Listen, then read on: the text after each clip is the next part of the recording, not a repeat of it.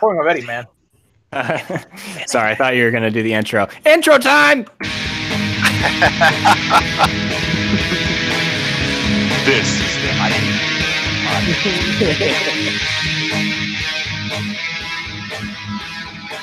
starring Irongeek.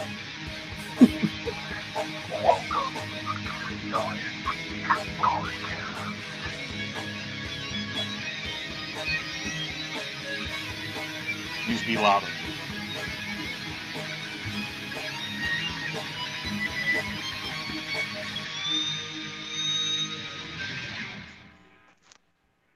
All right, everybody. Whoa, someone put something new in there.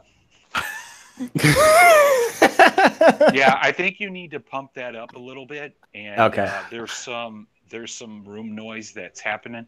Okay. It's something that it's good. I like the song. So I think it works well. Someone changed the title. I was going to go ahead with the title y'all put in there. I just replaced the greater than less than because YouTube won't let you use that unless you use one of the upper Unicode ones. But you won't. Huh. Anyway, welcome to Irongeek Cast number 113. Some joke here inside of less than greater than symbols. How's everybody doing tonight? I'm doing much, much, much better. Excellent.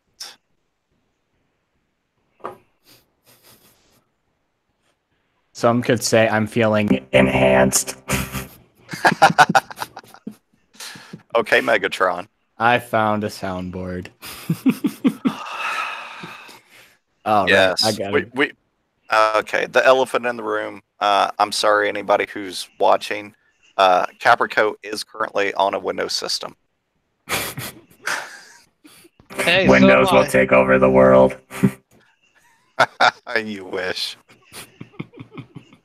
No, in all honesty, I really do not like Windows as an operating system. The only reason that this machine is Windows is because this is my gaming rig.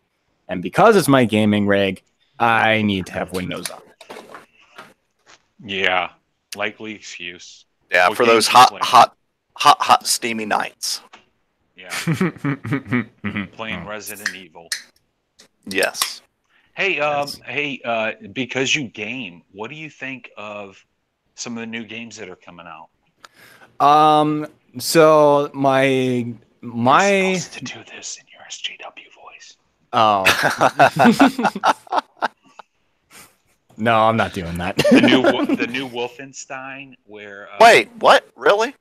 The new Wolfenstein, where the Nazis are going to be taken down by two twin daughters.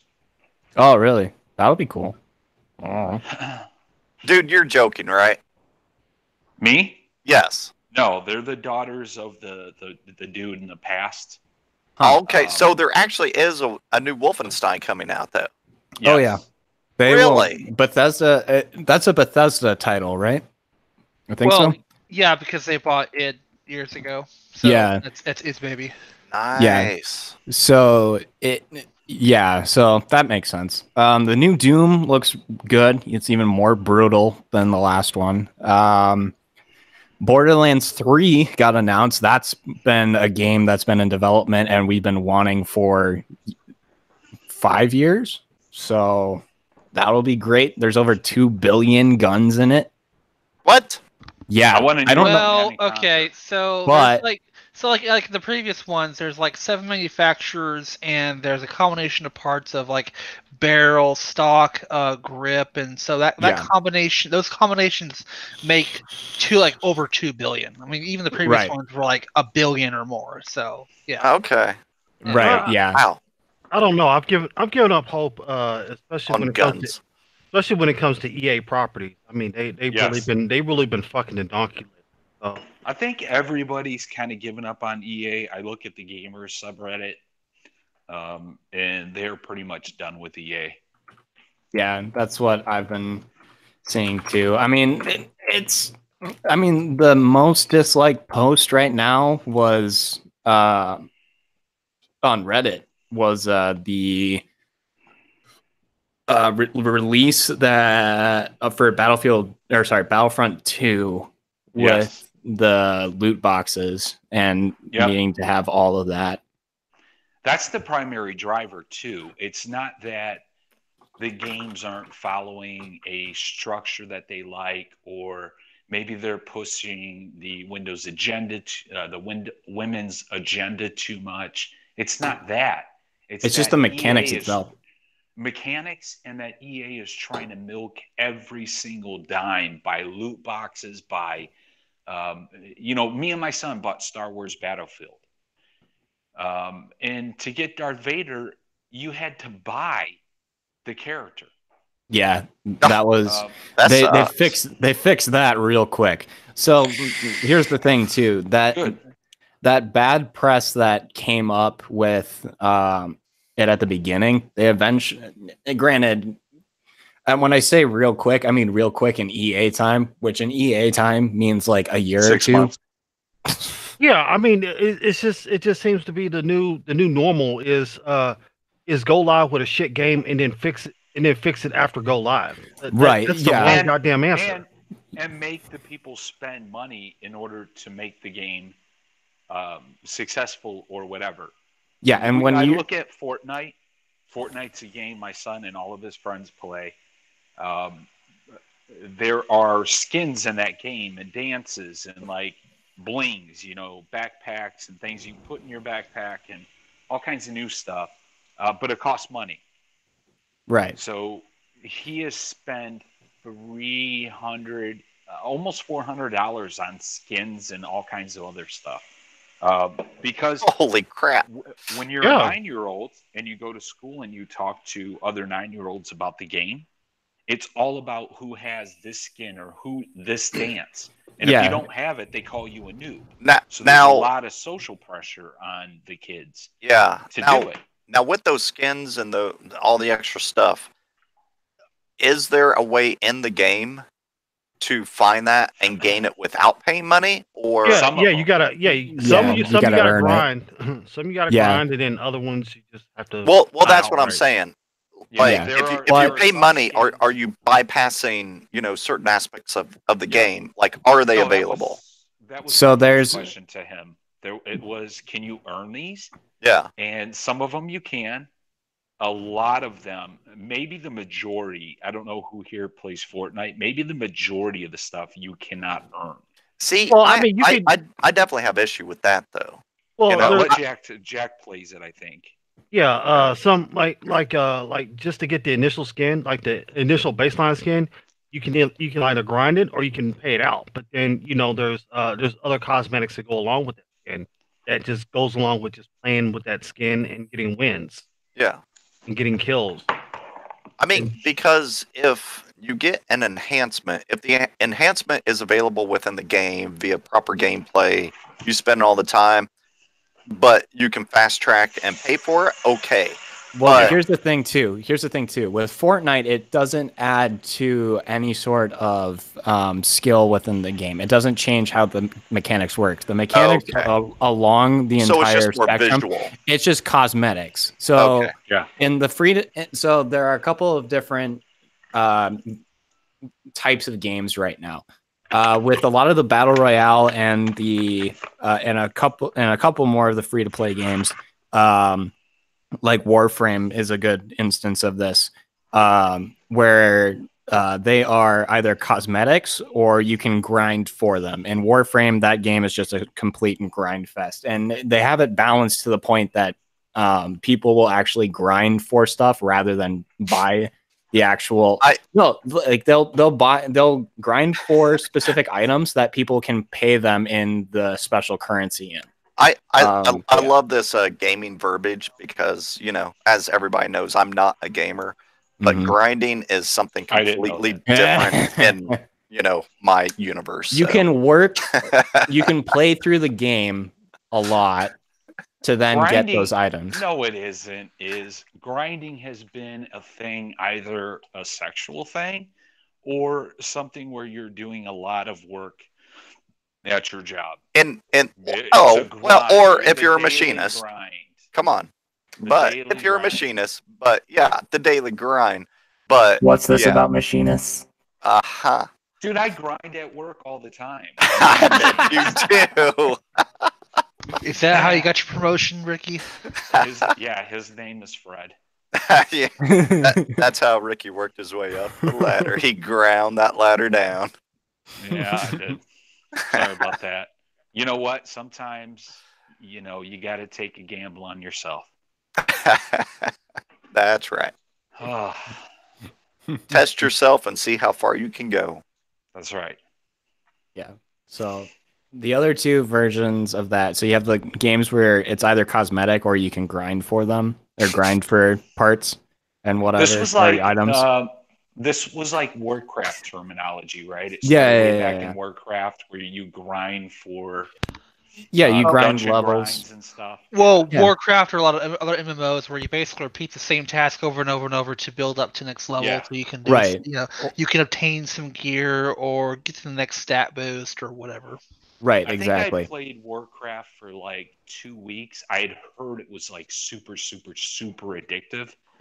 Yeah, And I it found can be. myself in a field in order to, I forget what it was, but all I was doing for like 6 hours was killing wolves. And I was Welcome like, to this Warcraft. isn't fun. Yeah, Yep. this isn't fun. I don't know how it's so addictive, but I remember it destroyed marriages. People lost work. People died. It was kind of a big deal. Yeah, because World of Warcraft, you can have still like virtualized sex, essentially, right? No. No. Oh, you can't? No, I think it broke up marriages. That's Second Life. Yeah, that's Second Life. Is Yeah. that game still around? I'm wondering. Yeah. now. I don't think. Oh, I think it it is is, still- but You could still play it, and there are people still playing Second Life. Oh my God, people are still playing Second Life. People are still like selling clothes and shit for it too. Yeah. Yeah. Initial release date in June 23rd, 2003. The latest stable release was in August of 2018. Yep. Wow. Well, The next- that's somewhat recent for a video. At least I would think that's somewhat recent For- for a video game. For this kind of game that's been around for the past Ever. 16 years, like someone Yeah. was born in 2003 and is starting to drive now. That's how old this game is, to put it that Oh, in. that's Yeah, like sad. Second Life, I used to know guys who were making like their salary off of Second Life. Yeah, because Wait, I Yeah. know the story. There was a way that you could have, so in your house you could put in poker tables, roulette tables, Yeah. slots, whatever, or not slots.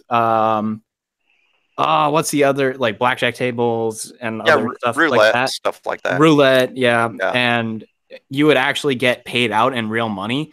The government got wind of it. Are you serious? Yeah. Yeah, the government got wind of it or whatever, and someone got a hold of the developers, and they were like, okay, we'll get rid of this because we don't want to deal with the hefty fine of Yeah. shutting down the company. Well, that's kind of what happened with loot boxes, right? Over in the UK and some areas of of Europe. where Yeah, they made some them illegal, places. basically, and banned the companies. Yeah, so with the EU, when Battlefront, which kind of ties into the third type of game that I was talking about. So you would buy the game, and then you could you could pay real money to get loot boxes, which would then get you items, which could potentially get you Darth Vader or whatever. Or you could buy items in the game no, you couldn't even buy the heroes in the game. You had to get them through loot boxes Wasn't at the it- initial release. Wasn't it the gambling aspect that they had a big problem with? That it was Yeah. gambling. So Yeah. the loot Yes. boxes, or whatever they were called, they were like data crates or something like that. There was some weird version of that. They have a very slim chance of getting like a hero. So like your Darth Vader, Han Solo, Greedo, Yes. Grievous just came out, Darth Maul. Yeah. So you would have a long time to do that. The issue that a lot of people had with that specifically was you were already paying $60 to what someone did, and this is what the original Reddit post was there was a $120 version of the game, which was a special deluxe edition or something like that. And what you got with it was you got the game, you got alpha access, and you got beta access with a bunch of perks. And then you also got, when the game fully released, you would get Darth Vader and a bunch of other stuff. Yeah. When the game launched and the guy didn't get Darth Vader, we reached out to EA support and he's like, "Hey, I didn't get Darth Vader. What's going on?" And they were like, "What, mate?" Are they Australian?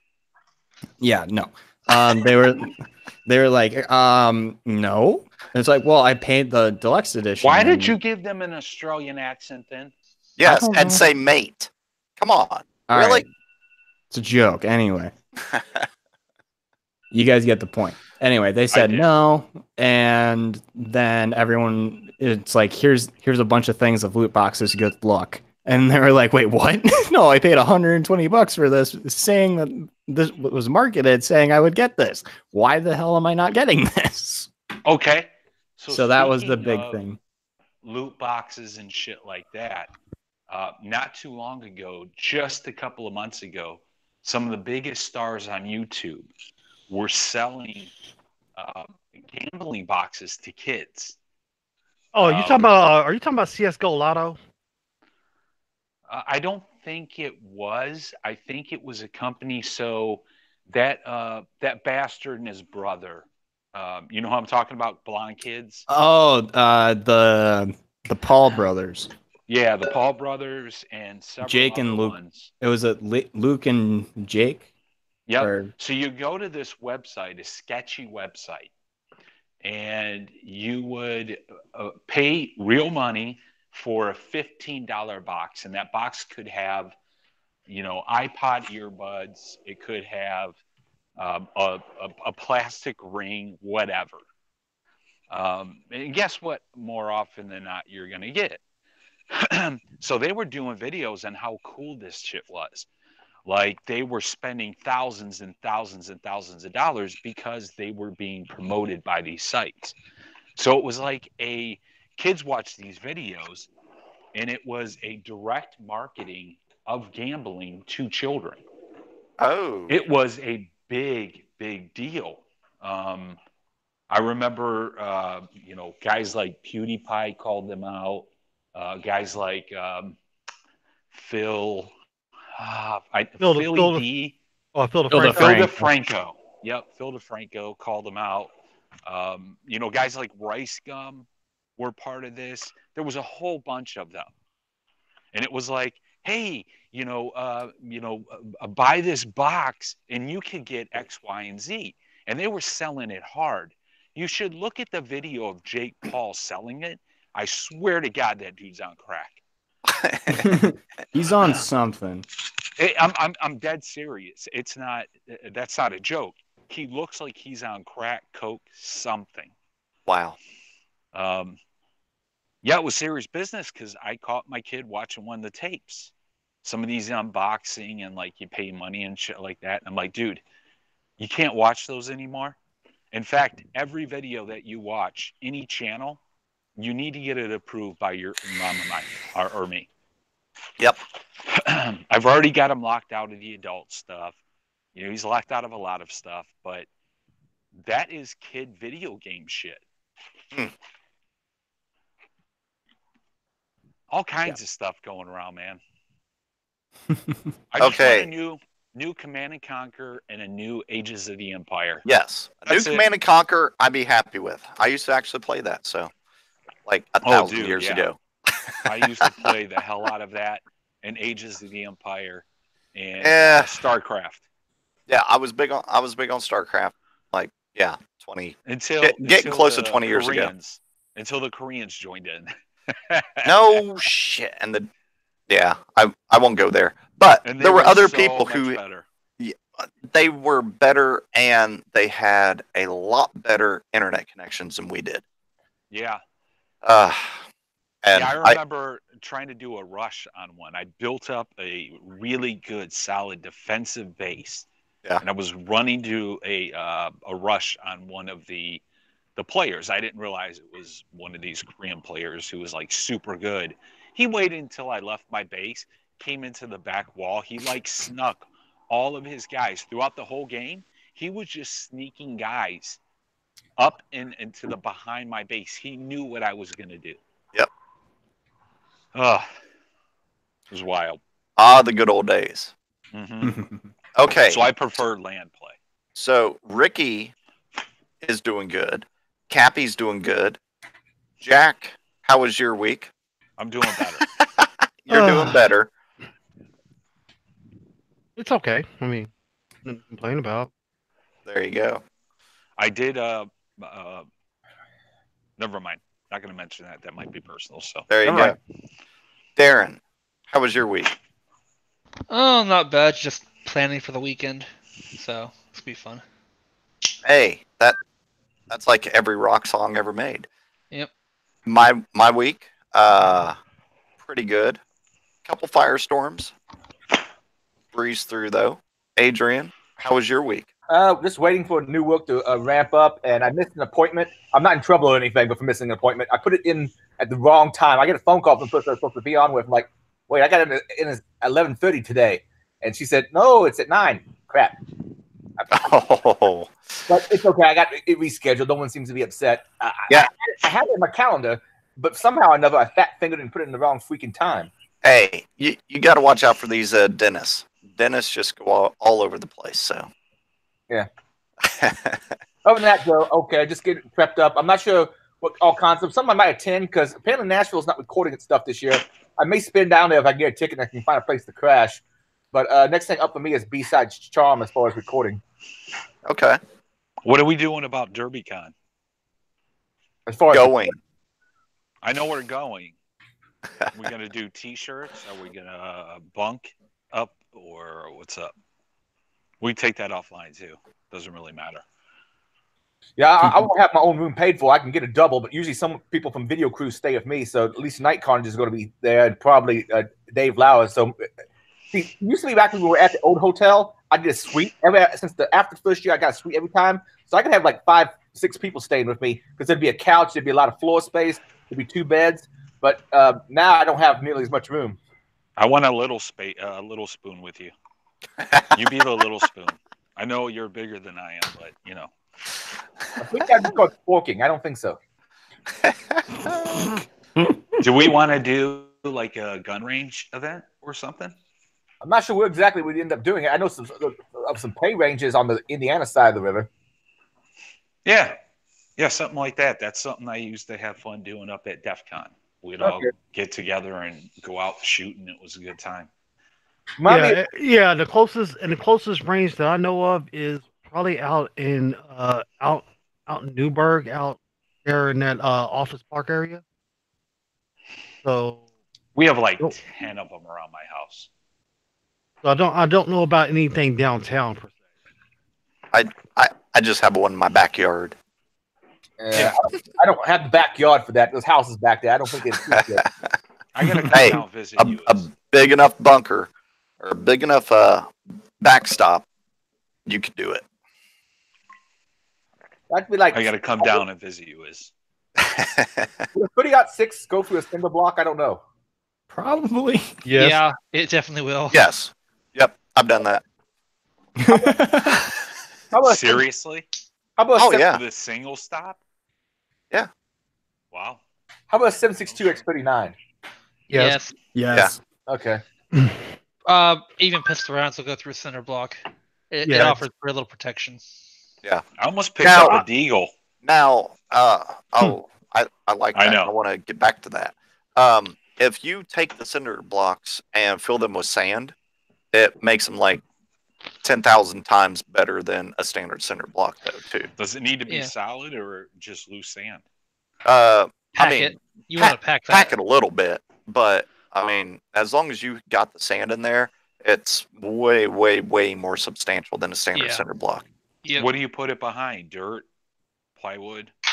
Normally, you would put it in front. In front of dirt, yeah. Okay. Like a good sized dirt, like a good. I would say at least a 2 or 3 foot Dirt berm mound. of dirt. Yeah. Just to be safe.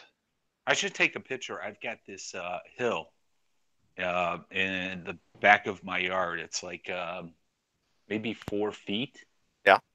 That just goes straight up. It's supposed to be like behind our development. There is a couple of industrial places. Yeah.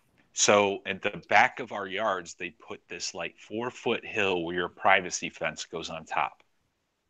Okay. And it seems like it would make the perfect backstop. As long as your neighbors don't mind you busting off shots. Exactly. And that's They going to be bust the on shots a lot. big yeah. thing. If you're legally in city limit types of areas allowed to shoot, and then, I mean, I'm out in the country, and I've had the city limits. sheriff called on me a couple times. Sheriff comes out. Yep, your land. We don't care. And You got a silencer? no, All right. no. We'll leave it there. No. All right. No, that's fine. Over on YouTube, real quick. Hey, Rich. Hope you're having a good evening. Yeah. Thanks for Don't listening. Call me Rich. I will call you Poor. There you go. Ricky the Poor. Rich on YouTube. Not you, Ricky. Hi. Richie Rich. Okay. Hi, Rich. Hi, Rich. You should change your name because Rich, you know. It's just a little too close. I'm playing with you. Glad you're listening. Hopefully in the type of play you like, you know, SJW and everything. No, I'm not going to touch him. Jesus Christ. Hey there, little boy. Oh, Cappy's got it. Okay. Do we want to go ahead and hit show notes and breach reports? Yep. Let's do that. So, just so that you guys know, there is a shit ton this week. I'm going to change it up a little bit. I essentially am going to read the title, and anybody listening, all these links are in the show notes. And we're not doing the normal just because there are so many. So yeah, I think we before you get started on the breach report, I think I'm going to throw up another poll. Okay. Just kind of see where we're at, take temperature, see if there's something else people like. Should we be doing something different? Will it be in Fahrenheit or Celsius? Both. Both. All of our okay. You know, international users. No, but how long the podcast runs, is that long enough? Is it too short? The last comments seem to indicate that half the people were it's too long or it's just right. Yeah. So I think it's good every once in a while to poll the users and, you know, kind of see what they feel and are we doing a good job? Yep. You can tell that he's had to ask this of his own like employees. Yeah. I don't ask them how I'm doing at all. I ask them to review me. That's it. Yeah, and that doesn't have anything to do with how you're doing at all. Yeah, no. No. But I don't go, hey, am I treating you okay? Is everything all right? Am I patting you on the back enough? Am I smelling your hair just enough? Or too much? No, no, Joe Biden. That's you when not go up smelling people's hair. I was about to say that. I was about to be like, You smell so nice. You know that's what he's saying when he sniffs those people's hair. Yes. Oh my God. You wear Pantene. It's so good. I know we make fun of people, but yeah. And to all whenever fun. Ricky was talking about, you know, length of the podcast, I mean, there have been times in the past where we were very, very long, like 4+ hours. Here lately, we've been more around the 2-hour mark. So Yep. Whenever he throws that survey up, you know, if you're good with kind of the 2-hour mark or, you know, little under, little above, like, let us know. I'll generally throw the average out there. Yeah, Average of the definitely. cast. Let us know what you think on all that is on the survey. Yep. And last time we had an interesting remark. Somebody said they could not listen anymore if there was somebody that was still on the cast, and that person is no longer on the cast. So I feel like, hey, we made a positive change. And there you go. So, what's up with changes, the breaches, my man? Changes and improvements. Consistent improvement. Okay. I got to get zoned in. A lot of stuff. Okay. Ransomware. You, Ricky. Okay. So, hitting the breach report. And one final thing in regard to me flying through these. If you guys want to discuss anything that I hit, let me know. I'm perfectly fine with us discussing it. We will. Yes, just there's a lot of stuff. So, ransomware. We have foreign ransomware. And first off, capital of New York, which is what? Shoot, Annandale. Rochester? Right? No, it's Albany. Oh, wait. Albany. Yes, Albany. Albany. Riggedy, Rexon! You know why? Because I just went through Rochester. Damn it, Albany. Albany. Yes. Albany. I feel like an idiot. City of Albany. Erase that part of the cast. Yes. Caprico Live. We'll go back and remove that so nobody ever sees it. Albany was City of Albany was hit with ransomware. And we have the link there in regard to it. Town Square Media, and let me look real quick and see what all they do. So Town Square Media, we don't need to know. Ransomware is one of the easiest things to defend against. People are still getting hit. It's a yawn. It is a yawn, but daily we still have people getting hit with ransomware. Well, I mean that's why insurance companies now do ransomware insurance. Sometimes it depends on what defenses are in place. No, they really do, regardless of, because you can have all the defenses in the world, but it's all it takes is one uneducated dumbass end user to click on something they weren't supposed to, and whoopsie daisy, your shit's on. And no defense around it. And there are free defensive measures against ransomware. It is upsetting that it keeps happening. It's like normal human beings that don't look across the road when they're crossing a busy freeway and they get hit. It's not news anymore, in my opinion. Yes and no, but how you handle it depends and is what makes the news. So, say you have a solution where you can contain an individual system. An individual system is hit with ransomware. You, as a company, decided you're letting your users be local administrators. Then that's not reportable, right? Nobody's going to know about one instance of one user's desktop getting. Yes, but unfortunately, your domain admin had logged on since the last time that the system was restarted. And there's an easy fix for that as well. Yes, you swap passwords or change passwords. Yes. And more than that, there's a very simple AD change that you need to make. Once that happens, if you're up to what level? What level of AD? Yes. Are you talking like enterprise standard, etc.?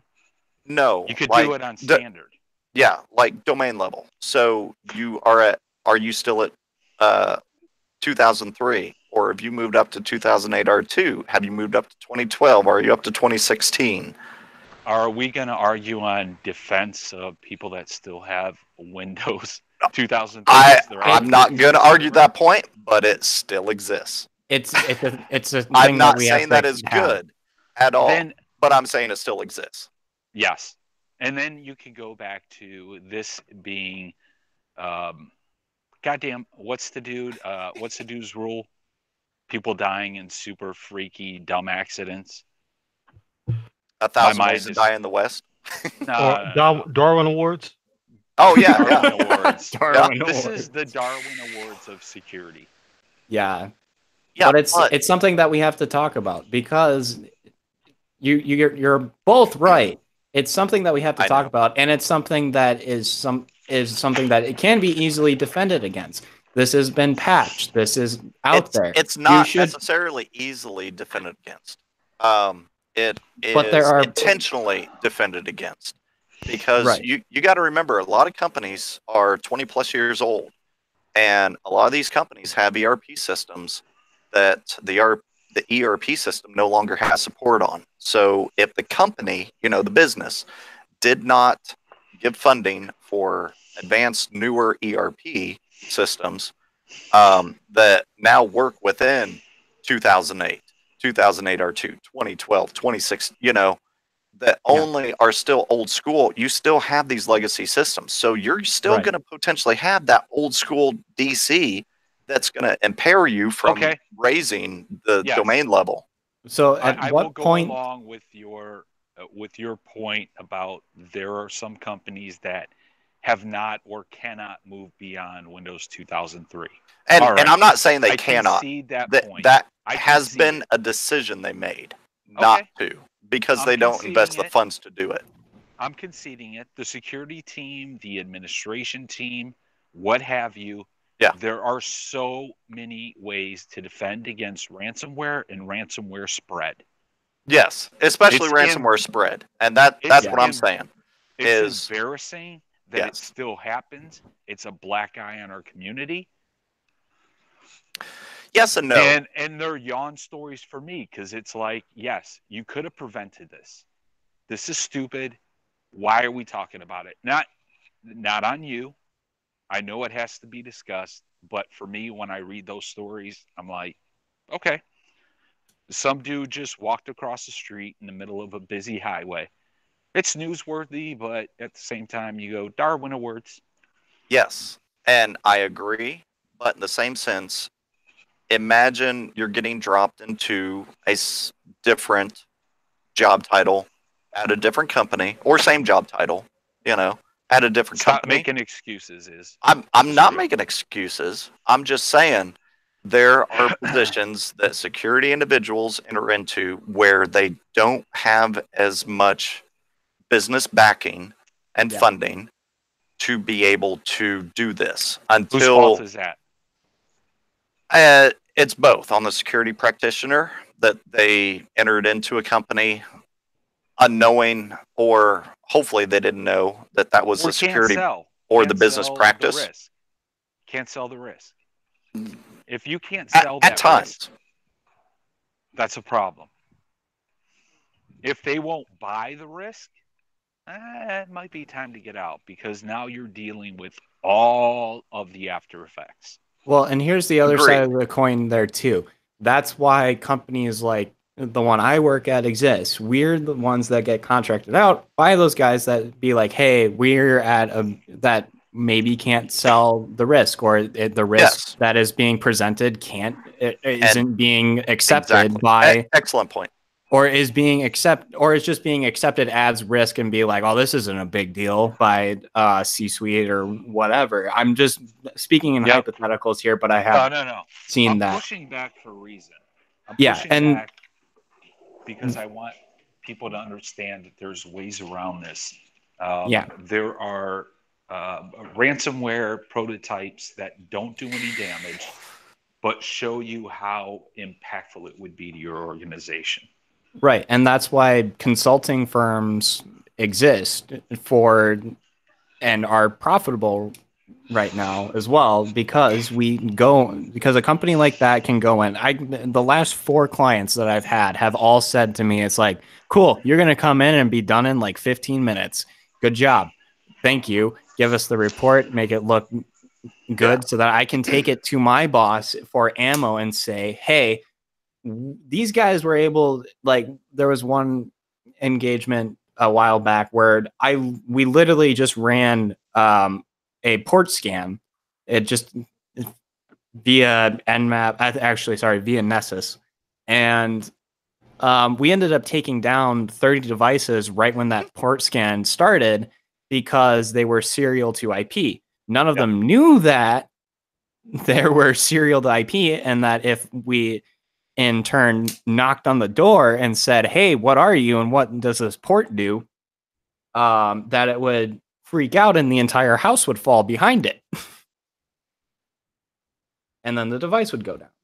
It's that kind of stuff that we have that, and ransomware on top of that as well. If we can say and sell, like our product I'm the only one with the issue with this, we can just. I do have an issue with it. I have an issue with it too. I agree. It's something that's stupid that we should that no one should have to deal with at this point. You should be patching your system. You should have researched this to be like, hey, APT, things like that, advanced threats. I can go completely along with that. Very hard to defend against. It takes a group of people that are trained, knowledgeable, know how to deal with those threats. But ransomware at this point is something that IT administrators can deal with. Right. That's all I'll say about it. I also want to throw out there, where is, we have a security skills deficiency. It's known, Yes, but where? In security or within IT administration? Yes, both. I will argue that all day long.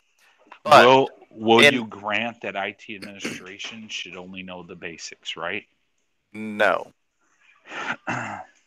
Okay. I'm totally of the opinion IT administration should have a concept and a general, at minimum, general understanding of security also. But if we look at our vertical, security, and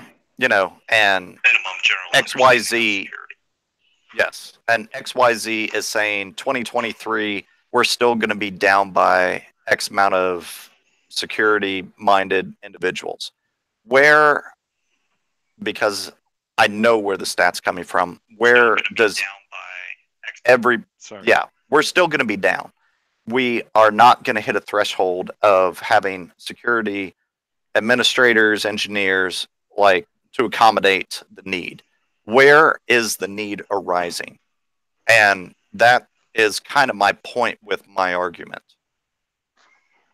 The need isn't necessarily arising with companies that currently have a security department that have security awareness. The need is arising with companies who haven't realized yet and haven't yet implemented a security program. You're talking about small business, medium business types. Yes. Have a network guy, a sysadmin guy. They're jacks of all trades. Yes. They're helping an end user out with a desktop. They're also doing, server administration. I get that. I don't know if Albany falls under that umbrella. Well, and here's the other thing too. We hit on legacy systems earlier.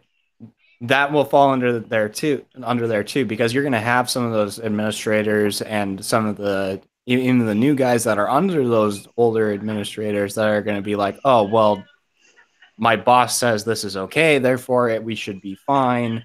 Like that kind of stuff. And you have those legacy systems to throw in there as well. The awareness needs to be there. A lot of the time, a lot of those time, the most work you're going to get in terms of injects or anything like that, that's all going to be centered around how do we make money?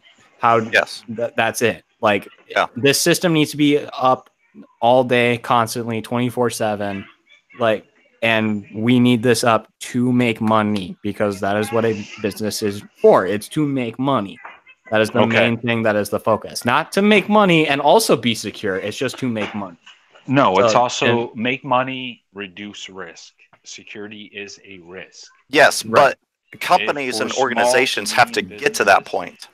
That's not a mindset whenever a company first goes to market and first gets out there. Their mindset is to make money. I've done consulting with a lot of small, medium businesses. They all seem to take security, as an important feature that they need to incorporate. they might not have the staff or the hiring ability. Yeah. They expect that their current staff can be trained up. Again, there are pretty simple programs that one can run that are open source, that don't do damage, that show how damaging ransomware would be to your network. And that's something that they can do. Yep. They can put together, a presentation for their bosses to show, how important this stuff is. I don't care if they get a silence. I don't care if they use CCM.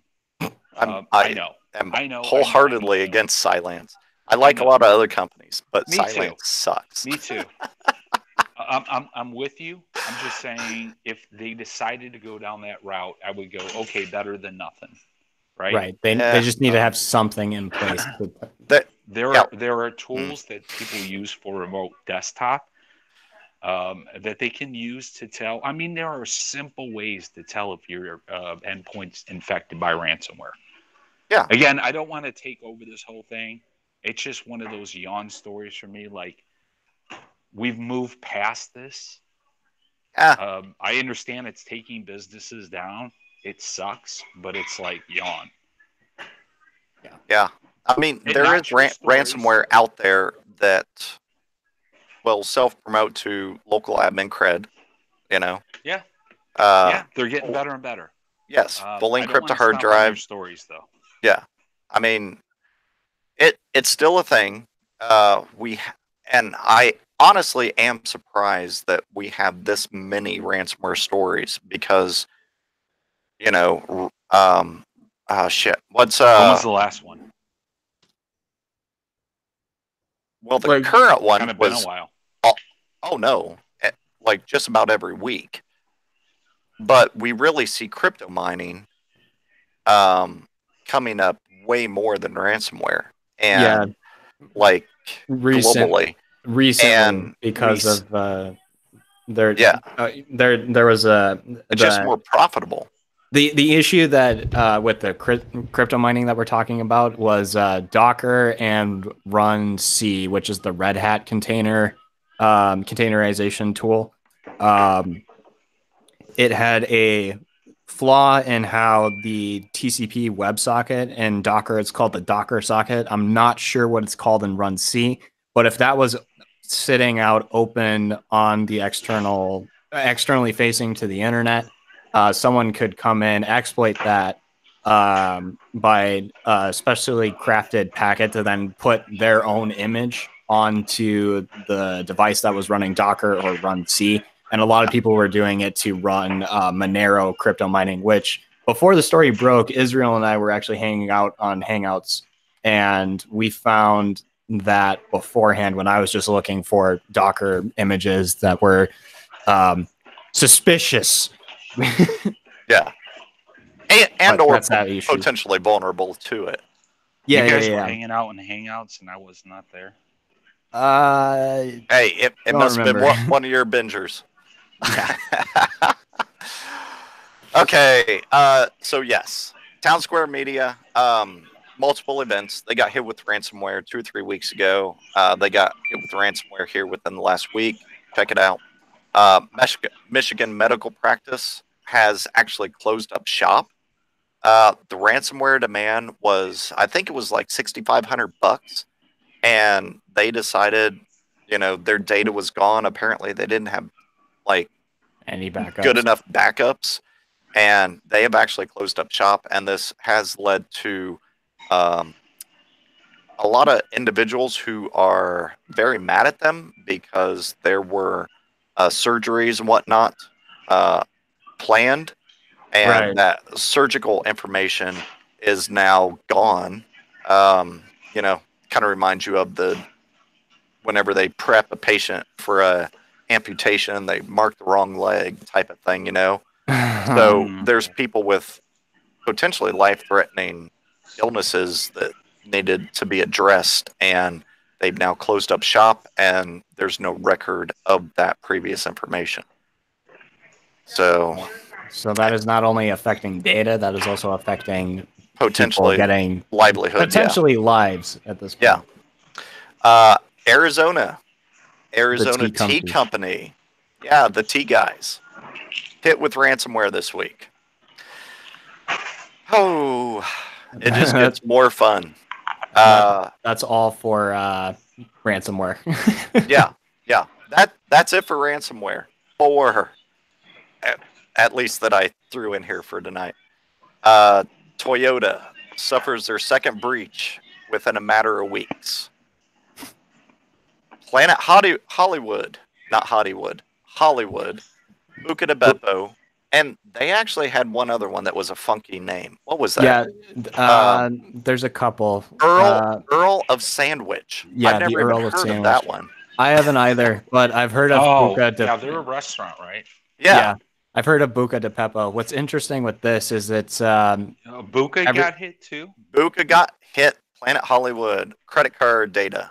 Yeah, so credit card data. Yeah. Brief summary of this because I read up on How this. long while ago I was was the Buca hit? The Buca, it started in 3 months. No, it hit the whole of the breach from all of their restaurants. So this is a chain that's owned by one guy, and we go every once in a while.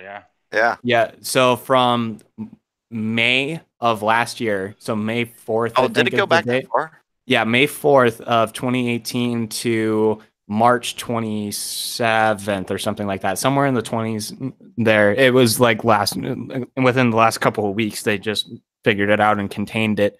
But yeah, that breach has been going on for a year, and it's got about 2 million customer passwords in it. And that was found in a dump by Brian Krebs called the Da Vinci breach. Da Vinci. Yeah, I had a chance to read that article before the show started while I was at work. Nice.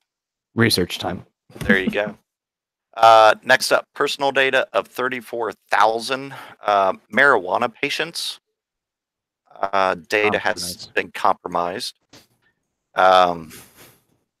This was a company called NHS. So if you have done any work with a company called NHS, sorry.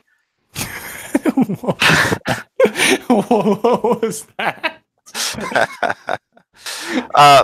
So now we'll start hitting some big ones. Verification.io. Oh boy, this one's big.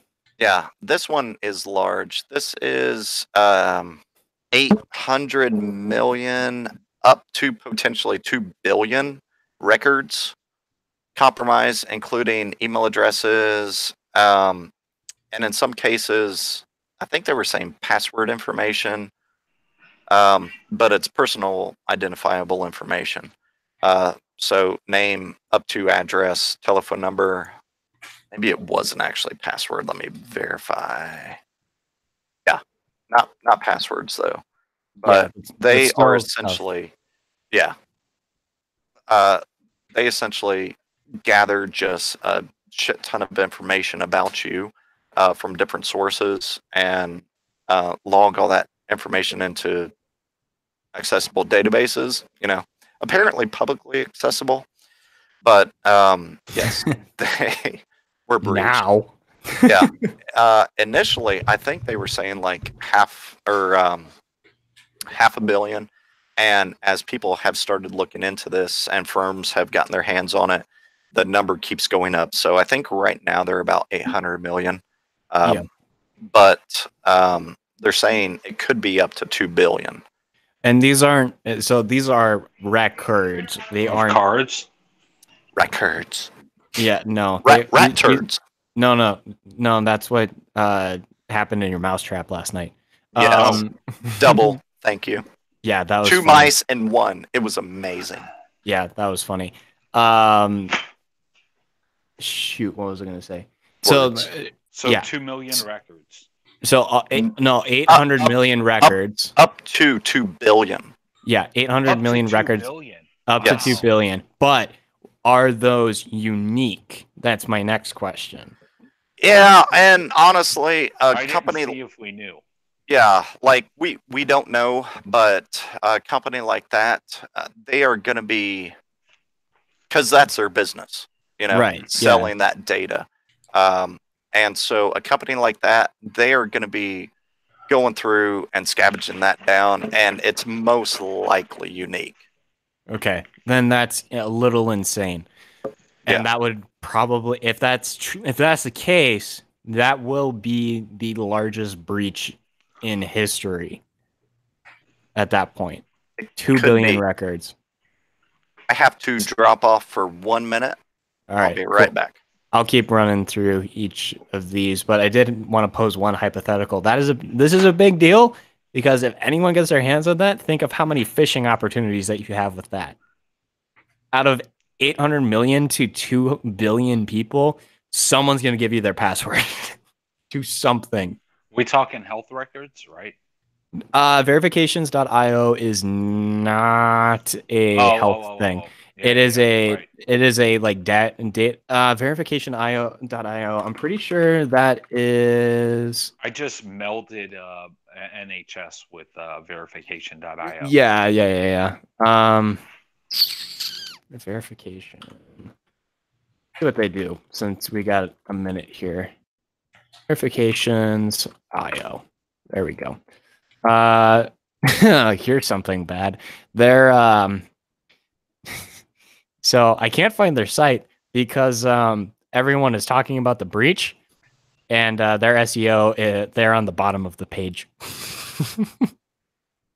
So let's take a look at this here. Well, this is interesting. Here's what their website currently looks like right now. Once my screen decides to share, hang on. There we go. This is what their website looks like right now. They've probably taken it down just because of the breach itself. I actually don't know if you guys can see the whole thing there. Yeah, so this is what their website looks like right now. Yikes. That is not good. Anywho. But yeah, what I remember, I'm pretty sure they're supposed to be a like a marketing data aggregator kind of thing that Israel is talking about. But yeah, big deal. If that blows up and hits that 2 billion, that will be insane. Next up, we've got 19 million gone. $19 million gone from BitThumb Crypto Exchange. Looks like BitThumb Crypto Exchange got hacked. Another one bites the dust. This is another slew of, I think we've covered at least 10 this year already that's gotten busted. Let's see. It usually ends up with one person taking over one block. And with how blockchains work, if you take one block, you basically own the entire thing, which is what it looks like happened, as shown by this diagram, which I'm going to show here. So it looks like here someone took over the IFGuz block, and then at that point, everything else just undone, and now you own the entire thing. So a lot of money that just got stolen. So if you're in that, try and get your money back. Next up, we've got, go over to the show notes. We've got Facebook daily leak. Surprise. All right. Okay. Any of you guys hear about this one? I hope. I'm pretty sure I did, but I'm not sure if it was. Is this the one where like third party got leaked, where like one of them was passwords, but it was probably not Facebook passwords? And yes. Yeah, okay. I remember this one today. Well, yes and no. They're saying it's up to 20,000 passwords, but in total, it was 146 gigs of data. But because of the source, though, it's probably the passwords for the users of that application rather than Facebook passwords. But, of course, as we know, people tend to, reuse passwords. So yeah. Well, and the other thing, too, wouldn't it be OAuth at that point? Because they might. Who uses multi-factor on Facebook? Come on. No. OAuth. Oh, okay.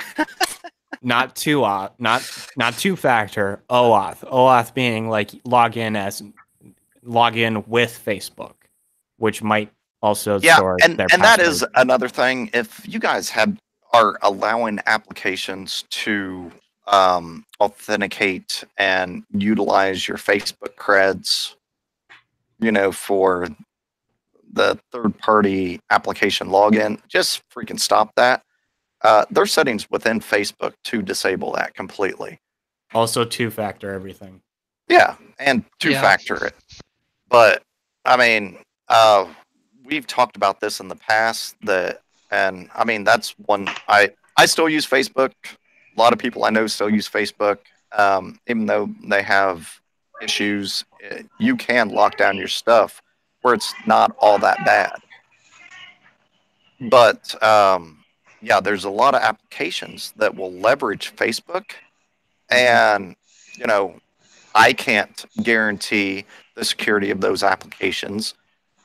Caprico can't guarantee it. You probably can't guarantee it. I mean, so I can probably guarantee they suck. Yeah. I mean, yeah. There's something you can guarantee. It's not that it's secure. At a bare minimum, I can tell you that their SSL ciphers are probably not at the greatest. Agreed. So if someone's listening on your network, they could probably crack the key then, or if you route everything through there and get that key, or route everything through there, and then, yep, your password is not mine. Yeah, but evil twin at that point. At some point, a key's going to be somewhere. It's going to be sitting in memory. It's going to be on a sticky note. Yeah, that key's going to be somewhere. Well, at some point, that's going to be, like, you would only be retrieving the public key at that point, and then you would have to crack that from that public key to the private key, and that's math I do not want to do. Mostly just math. Once you hit the internal system, it's usually not that hard to find the internal key. Yeah, it depends on, I don't know. But in this case, though, the data dump included user ID, user friends, likes, music, movies, books, photos, events, groups, check-ins, interests, and at some point, passwords. So there's also some databases. There's a MongoDB in there as well. I'll throw it up on screen here too. Yeah. Right here, we're seeing JSON, which is actually showing like how people reacted to things, like what's your ID. So like I think you can see your ID in you can see people's IDs in Facebook. Yeah. Just normally, like that's how they search for stuff. They search by ID. You're not going to look for someone's name because you're going to have duplicates, a lot of duplicates. Yeah, so you can even map out like how people react to things. This could be fun for social engineering. Yeah. And just as a reminder, any of the data you currently are seeing here, all this data is resold by Facebook. So something for you to think about. If you want to stay with Facebook, if you want to cut ties, like all this data is being sold, and this is how Facebook makes their money. So just something to think about. Trying to open up this image real quick here. Not that one. Not this one. The other one. This one. So that you can actually see the... It does have... Oh, okay. So... Looks like you've got... Facebook email. Voice changed, so, he's getting excited. So you got Facebook email, and then we also have the passwords here with the characters varying, and then we also have the hash here as well, which that looks like MD5. No, it's only 6. We'll see. But anyway, I'll stop using the baby voice. Thank you. I'm sure the listeners, as well as I, appreciate that. Well, you said voice changed. Yes. All right. Cool. But yeah, that's the Facebook data leak. Yep. So that was a lot of stuff. Hopefully you guys dig into it. Yeah, dig into it some. We have all the links on the show notes, especially the Facebook one. UpGuard was the responding service in regard to the attack or potential leak.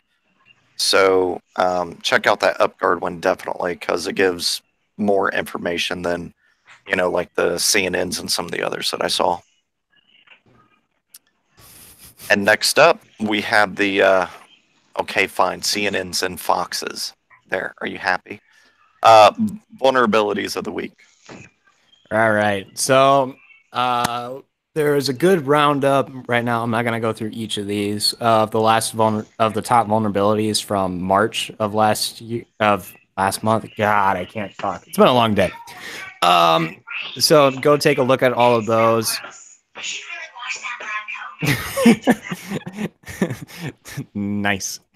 Go take a look at that. For some of them, there's some interesting ones in there. There's a couple of good RCEs in there. There's a big Microsoft bug that came out last month. All of that stuff is in that article there. Wait, just one Microsoft bug? Oh, I think it was 5 in one post. That sounds better. Yeah, all of them at about a 9.8 on the CVE scale. So that's bad. Yeah. The one that we're going to talk about today is VMware patches 5 vulnerabilities after a pwn-to-own challenge netted the researchers $70,000. Now, was this like 70,000 researchers who all got $1, or was it like? It was a research team of. I'm actually pulling up the article right now as I speak. I think it was a research group of 2 researchers at this point. See, that's not bad. A $35,000 payday. That's not too shabby. So a team calling itself Fluoro. I can't even say that. A team of researchers exploited the first 2 flaws during a pwn-to-own contest at CanSec West Cybersecurity Conference, which takes place in Vancouver, earning them the 70. Well, that's fluoroacetate. What's so hard with that? I didn't want to butcher it. Anyway, so these 2 issues address 2 different things: out of bounds, read and write vulnerabilities, and a time of check and time of use vulnerability. So those read and write vulnerabilities are reading things that are outside the memory space. Think like Spectre Meltdown, like back towards that. Like you're not supposed to be able to read anything, or let alone write anything like outside of this. So with VMware and Workstation and Fusion's E1000 and E1000E network adapters, this vulnerability you could exploit this vulnerability and then write to out-of-bound memory on the host system then.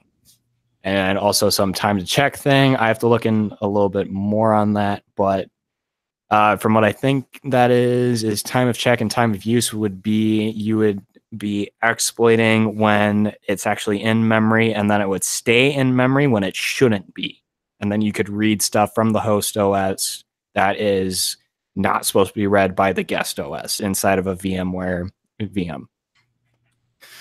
So all through the network adapter, because the network adapter has to be at some level to the kernel. So there's something there that is sharing memory. Okay, so essentially though, and these are the first 2. Yeah, so the attack, all said and done, can hit a virtual OS and be able to feed back down to the actual like VMware environment then. So here's the kicker as well. It's not a guest to OS or guest to host. It's a host to guest. Oh, well, what's the I hate saying that. What's the point? I mean, like, think of it this here. I mean, if you're already the scenario within an environment, like, are you gonna? But go that far? You're gonna have mission. Here's the other thing too. Let's say you're running a web service. You're running all of your externally facing devices on the VMware ESXi server or something like that. Yeah. All of your revenue generating apps are within those virtual machines. That means all the database, payment information, credit cards, the good stuff, the goods that we talk about when we're in the breach, when we're doing the breach report. Now that being said, that's something that attacker, like a black hat attacker, an advanced threat. I mean, to get up in there, but I mean, once you've touched VMware, lower level or Hyper-V, and you're actually sitting on that server, gosh, your typical already move is so far within that environment. Yeah, most environments usually have their ESXi hosts or similar, segmented off. So once you have that, you've already got a pretty damn good foothold. Yeah, it seems like a very weird attack vector. Yeah, it should be patched, obviously, but it seems like there's a lot better things to target. Yeah, so here's the scenario that's posed. You probably already touched all those other environments prior to getting there. Well, here's my thought frame. Here's the scenario that's posed by the article. With this vulnerability, it can allow attacker to trick the host user into running malicious JavaScript. That JavaScript then, in turn, manipulate the guest virtual machine via the VMware. How was your legs running? Feel good? How was your lungs? Ricky, you're not muted. Thank you, sir. He is now. Hey, speaking of which, Nate, how is your lungs? They're fine. Thank you. Anyway, so about attack the network utility, this will then, from some point, run various commands on the guest machine instead. So, in summary, you put up a malicious website, that user on the host machine clicks on it, and then it will attack the VM instead of the host machine, which can then be attacked. So you're not actually on the host machine itself and then going to that. You're attacking the code that's running on the host machine to get into the guest OS and then break out from that. So it's a more circular way of thinking about it. Yeah. Or more circular attack vector. I mean, and I get, you can attack south-north, north-south, but once you are already south, man, you've done so much more work to get to that point than. Right. Is this something where you would run it as a first thing? No, this is like your back's against the wall and you got to try something to get through here. Like getting onto the VM that's on the server, great. That's progress. Like if you haven't made any progress getting onto that server or anything, your phishing campaigns are all dead and just not getting anything. You're not able to phone fish them or anything like that. Yeah, this is one of those moves where you're like, okay, last ditch resort. I'm going to get into a VM and try and break out from there. Yeah. And then pivot to the host or break out of the VM, get onto the host machine, host server, then pivot to the next point into the DMZ and try to get through there. If there's a DMZ there at all. Yeah. So, I mean, I definitely see it as a vulnerability. The DMZ is actually a DMZ. Right. That is often the DMZ rare. Just exists as a subnet on the internal network, and you're like, what? Yeah, it's a DMZ by name. Yeah. Only. Yeah. I mean, but yeah, I totally get it is a vulnerability, but yeah, just like even red teaming that, once you've got to that level, you've already touched everything else. So yes, it's a vulnerability, but I think it's a fairly low risk vulnerability. And it's cool should still be patched. They found out how, the way they found out was good. Yeah. Yeah. I'd rather have this be in a research environment than say we have to. Well, and here's the other thing too. This is something that could lead to the same kind of thing that we're seeing with Docker right now with all the crypto mining. If you have a bunch of these, if you just send out a bunch of like links to a malicious website, your system, strangely, if your system admin or whatever is on that and clicks on that link, and it takes over a virtual machine, that virtual machine is going to start becoming part of a crypto mining botnet, in the same kind of concept. Yeah. So it's another one of the, and this year so far has been the year of the container and virtual machine fails in terms of and findings. This year's been the freaking fail of everything so far. Yeah. Well, I mean every year, but this year, several years running, my man. Yes. But okay, when I say that, like our priority or our like the more stories that we're starting to see with this, like a year ago, I can tell you there wasn't anything going on with Docker. There wasn't anything going on with virtual. There were. Knew about it. We were having small stuff happening with Docker, but it's definitely happening at a much larger scale now. Like little things, not like these not like when an article will say your doomsday bug. Your entire environment is pwned, you're screwed type of shit. Right, and a lot of it has been proof of concept, and a lot of it is I'm already within the network already. These are things that you are outside the network, and you can then exploit these vulnerabilities from wherever in the world and get onto the box or take over a container, put your own image there, get onto the virtual machine, and then possibly break out, and then you're moving around the internal network of that company. How shitty is it that companies will not participate in bug bounties and the like? They'd rather find out by surprise. So here's the other thing. Secretive bunch. Here's the other thing too. Right now, bug bounties are very specific around testing web applications. Is the big thing right now. They want to make sure their external web apps are secure. I do know of a couple public face and stuff.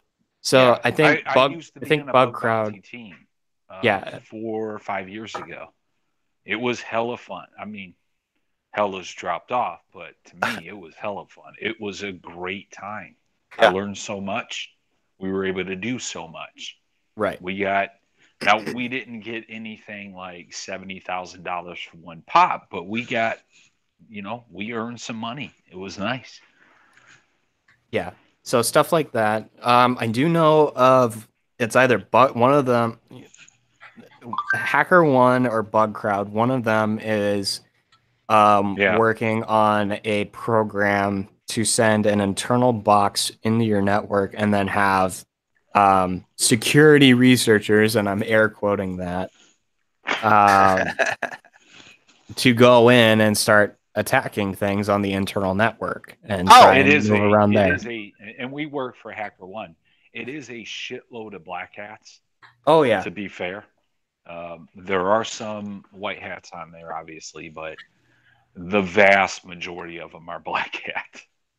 Yeah, we're all like the one white hat on HackerOne, I think.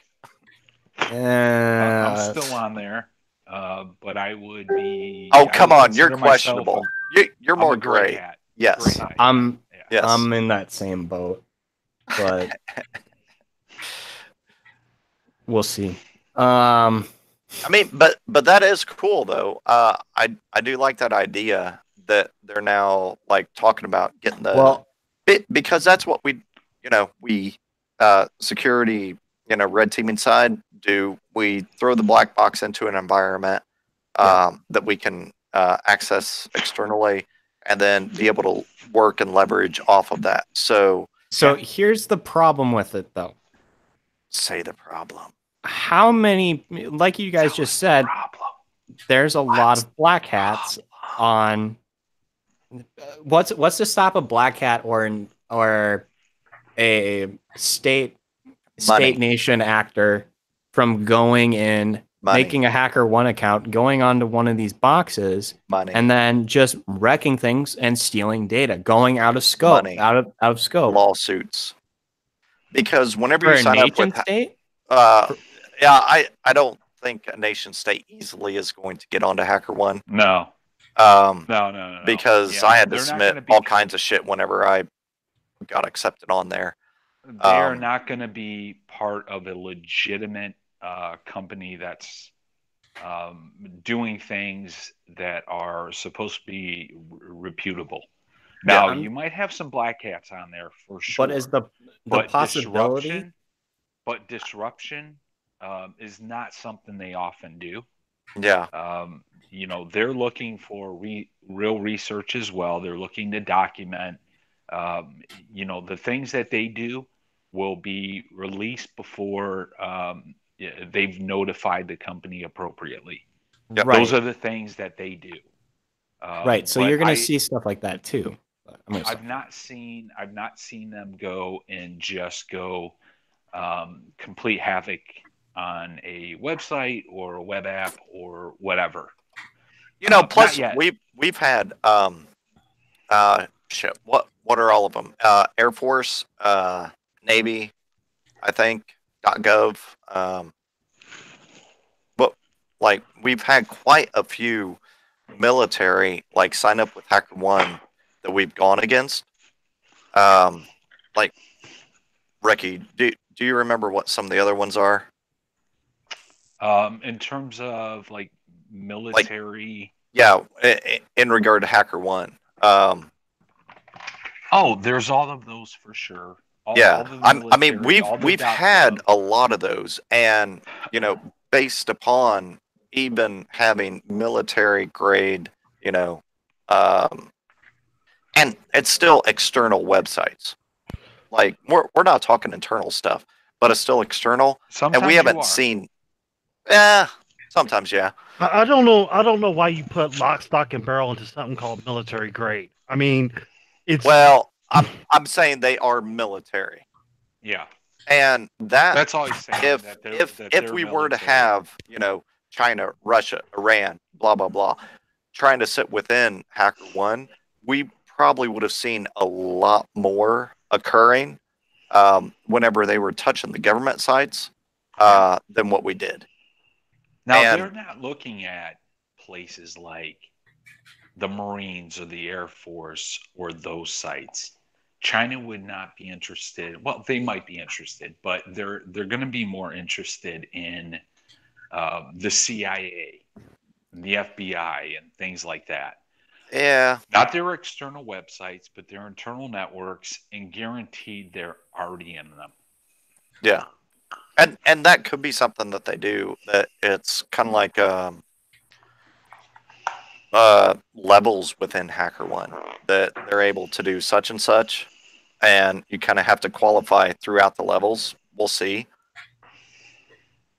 because the internal black box is definitely something new for them.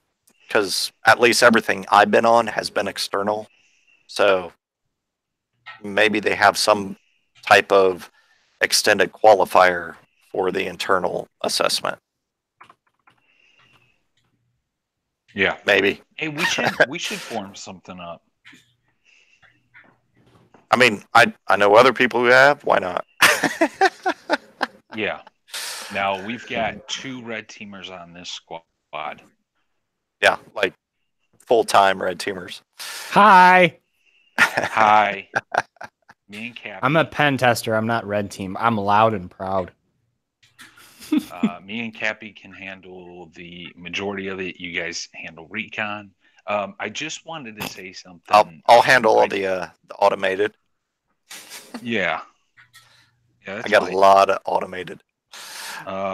I just wanted to say to the folks listening, I did mention it in chat, but anybody listening later, Adrian, the Irongeek, does have a PayPal address.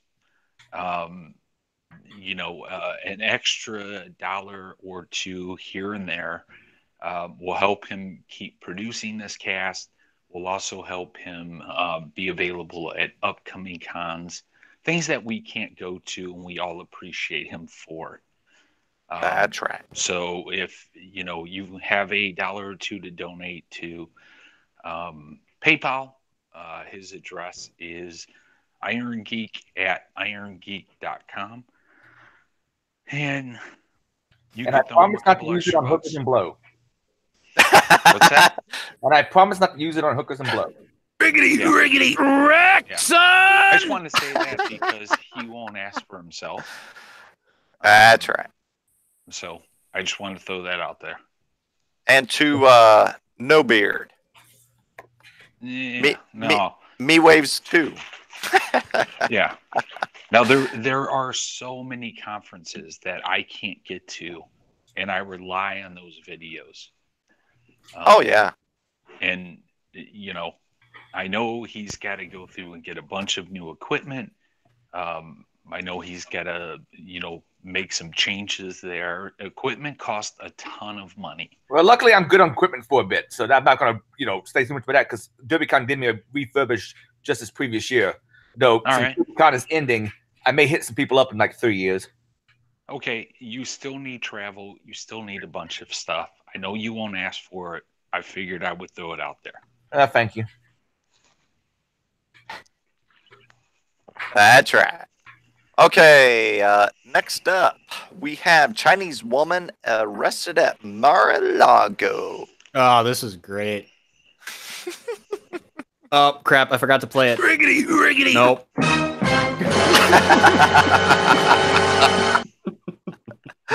Nice. I'm still getting that. I just set this up. Dude, anyway. I still want to know. I want to see those passports. Like, I'm really looking forward to these passports. So, brief overview of what happened. I'm going to throw the report up on screen here. So, woman from China carrying malware arrested after entering Mar-a-Lago. So, this is the Trump. This is the club that Trump owns in Palm Beach, Florida. It's a golf course, right? Yeah. Okay. So, 32-year-old woman from China carrying 4 cell phones and a thumb drive infected with malware gained access to Mar-a-Lago during President Trump's visit to Florida over the weekend. The woman identified as Ms. Zhang. No, Yujing Zhang. Oh, I was close. Yeah. I hope I'm not butchering that. Sorry if I am. Had arrived at Palm Beach Resort and showed 2 Chinese passports when she sought to be admitted, saying she wanted to use the pool. She was allowed to enter by the Secret Service agent stationed outside the resort. After the Mar-a-Lago security manager on duty verified that her last name matched the surname of a member of the club, according to a complaint filed in federal district court in South Florida. All right, cool. When asked if she was the member's daughter, she said she did not give a definitive answer. In what language? Hopefully. Oh. She did not give a definite answer, the complaint said. It is said that she was permitted to enter and was escorted to the front desk in a valet-driven golf cart. Once inside, according to the account filed with the court, the woman said she was there to attend the United Nations Chinese American Association event later that evening. I stumble on the small words, and I get that. But no such event existed, according to the complaint.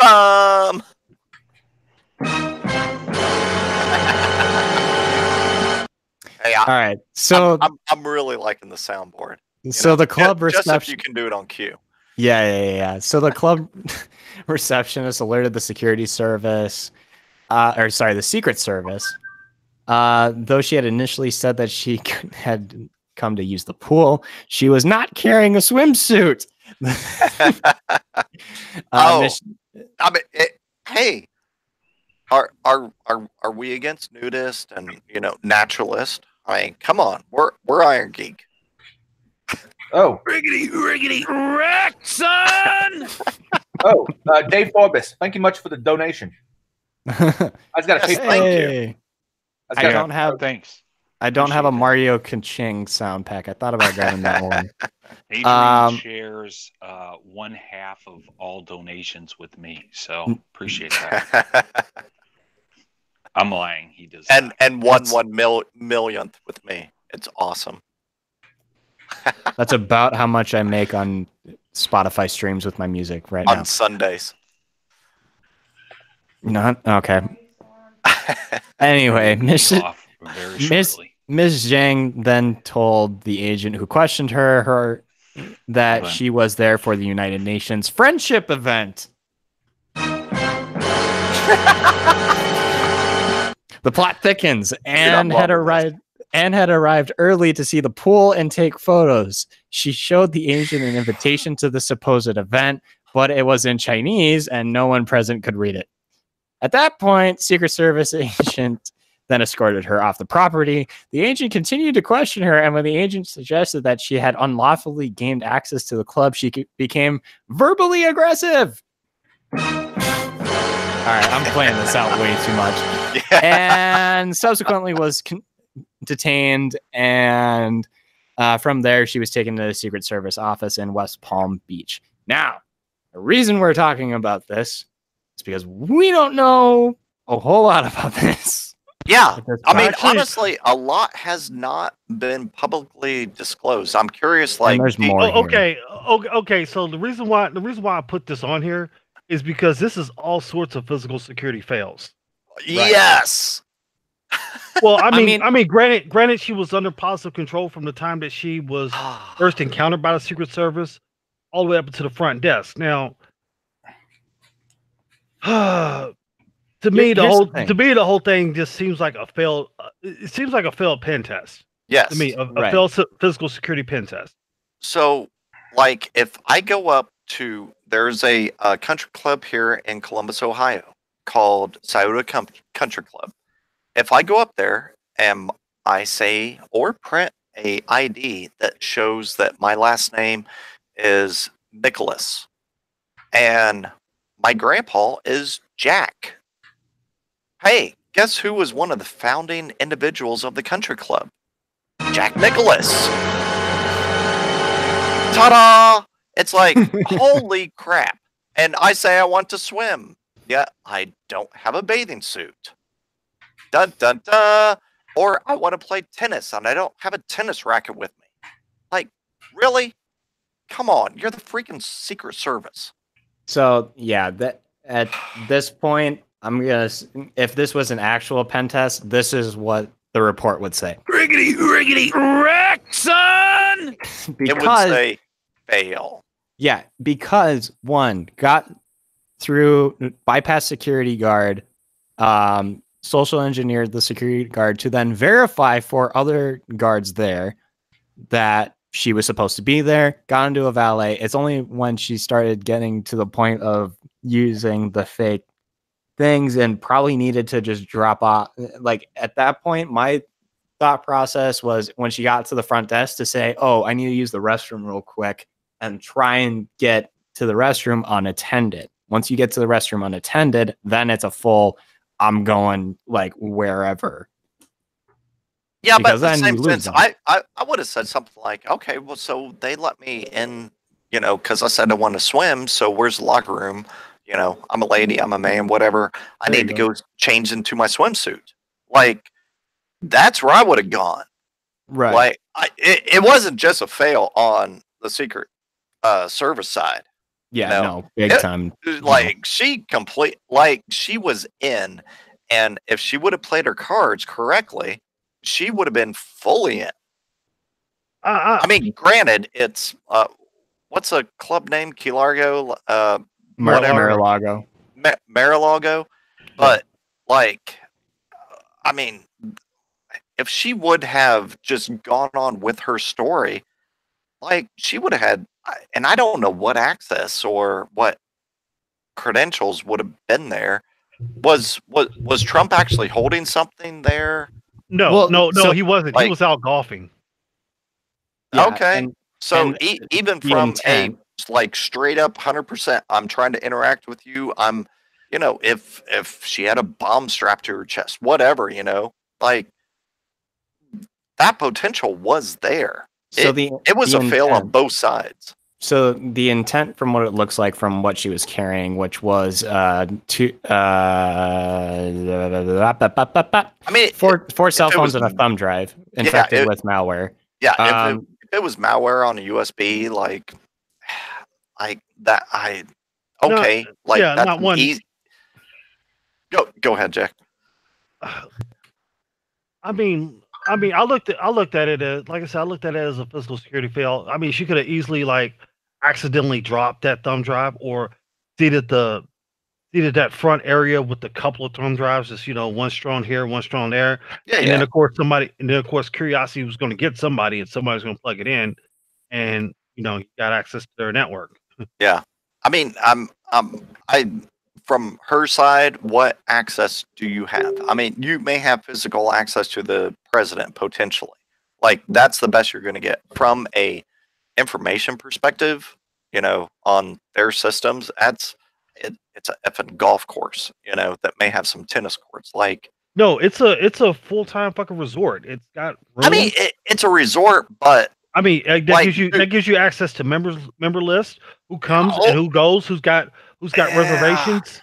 But like we've already seen Delta and some of these others get popped, and that information is being utilized. Like, and we know back in the Chinese are getting that. So, considering the caliber of people who are there, who like to have their anonymity, that sort of deal.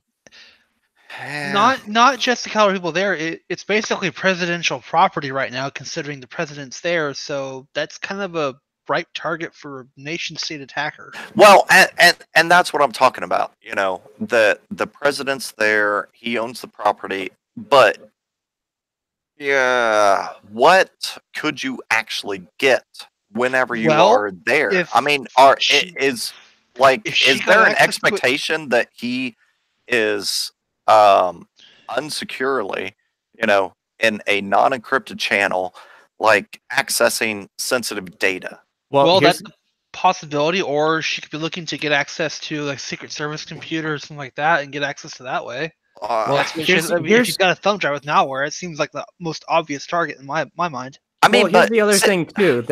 She's carrying 4 cell phones as well. So there's also a possibility one's for that Snapchat, one's for Instagram. No. I mean, hold she's up. out there. I'm serious about this. She's carrying 4 cell phones and a thumb drive. My mind is thinking, okay, you were going to infect it in either to put up an evil twin using like a hotspot or something like that, or you were going to use that USB to actually take over. I mean, it's a resort. They're going to have Wi-Fi. Yeah. Try and get into the network closet, plug in that malware, and distribute that malware to the main network hub, and then have that go out. The president obviously is going to log into it because he has to post about his golf score on Twitter. Yes, but are you going to have a freaking site-to-site connection between a freaking golf club and the internal government networks? I mean, yes, you will, because oh no, come on. Yeah, and I can explain how. One, let's just say he walks through that reception area with his quote unquote hardened cell phone. That hardened cell phone is going to pick up that guest Wi-Fi. Right. Yeah. And if you're the Secret Service, you set up your own SSID that is separate from that freaking guest Wi-Fi. Well, maybe that was the initial target. Yeah, that too. But I mean, he's a dumbass. You can use that fucking guest Wi-Fi as a watering hole, and then you can. But like Secret Service for me, I actually hold them in a slightly higher esteem than I don't. Quite a few others. Not just in a watering hole, but you could also set it up as basically a dummy listener listening for devices that are broadcasting, hey, is SSID X here, and seeing what get an idea of your attack of what you can do to spoof one for a man-in-the-middle attack against or a false hotspot attack against someone else's device. Yeah, I mean, throw freaking effing Starbucks up there with their default pass that works every freaking where. And the other thing too is that malware could also have been some kind of worm that could have been. And so, like, here's the thing. So, since you said the possibility of a separate hardened or a separate non-resort Wi-Fi was there, or like network was there for the president himself, that could have been the initial target to then have the malware implanted and then worm its way through, get onto the president's cell phone, and now whoever on the other side of that has access to the president's cell phone. I don't know. Or not even just the president, but someone else who's who's high up enough that they are almost a direct link to the president. Right. So I still have a hard time believing that, presidential Secret Service, that it is just. I mean, I get them getting past the physical side, but from an actual security side, Wi-Fi, internet, everything else side, I mean, I have a really hard time believing that whatever this freaking place's name is, but they could just tap into the network, get through, or try to do anything close to that. Well, with this story, we won't know. Yeah. It might be that, and the case may be, they might already have been in that network. I don't know. Possibly. I'm just looking at it like this. She was contacted by a nefarious person named Charles on WeChat. How many people? Shire. How many people in China have the name Charles? That one dude who Charlie lives over close to DC, who's on here most of the time. Yeah, but he's not Chinese. That we know of. Adopted. Now, but now I do know a guy that was born in China. Yeah, and he does work for the government. Charles actually might make a pretty cool Buddhist monk. Oh, he's got the head for it. Picture him sitting there like one of the Buddhist statues. This Yeah, he would be good at that. No, yeah. Charles like a child Buddhist. I don't know. He's way too worldly. I'm still just totally of the opinion. Because I think that government is probably fairly similar to private sector. Physical security is, 20% to 80% information security. That private sector wise, and I figure that's probably similar government sector. And just, I understand the 20% physical security side, but the 80% side, I don't see that happening. And if that is happening, oh shit, everybody needs to up their effing game, because that is putrid if that is the case. I mean, Let's put it this way. One of my coworkers, his first engagement, or physical engagement, he goes in, there's armed guards on premises. He's wearing a hard hat and a reflective vest. Heck yeah, he is. Walks right in, goes into the point of contact's office, takes a selfie, sends it to him real quick, says, "I'm in," and then goes to the server room unimpeded, and nothing happens. He leaves, and we write the report, and we're done. And see, that's what I'm saying. That is kind of my expectation with the vast majority of physical security. My only physical security pin test. I actually got into a warehouse because they was holding quote unquote open interviews. Yeah. And I walked in with a group, and we walked right by a bathroom. I slipped in the bathroom, and I stayed in that restroom until after everyone left, and I was able to help the team get into a lot of computers, which they were able to then pivot to servers. And I stayed in there the entire weekend until that Monday. Oh shit! Where I joined the rest of my group in the conference room. People walk into the bathroom. Why does it look like a living room in here? I mean, no. There's a little stovetop over here. Like, it looks hot like plate. A hot plate. Somebody's been cooking some ramen noodles. There was no. You stayed in the bathroom the entire time. You just went from the warehouse. No, no. I stayed in the bathroom for 16 hours. Okay, 16 is not as bad. I was thinking like 48 plus. No, no. And then after that, I sort of hit up the vending machines. Got myself some snacks, and I was hiding in the shelves. So in a cameras warehouse. Cameras didn't really see you. Oh no, the camera saw me. Even at one point, nobody wasn't. Even at one point during the monitoring. Even at one point during the weekend, when I walked up to the security guards that were sleeping, I walked behind one of them, gave him bunny ears, waved to the camera, walked away. Well, they got fired for that. Yes, that entire security company was terminated. Oh, nice. Ooh. And just real quick, yes, Jay, physical access is total access. 100% agree. Yep. Because not once did they walk around, not once did they check the shelves. Not once did somebody figure out, hey, it's just us four in this warehouse. Why is it sounding loud as fuck? Like the vending machine's dropping cokes. Yeah, where I work, our security staff will we contract out to a third party, and they'll walk around the building every so often. They'll where I sit's near a IDF room.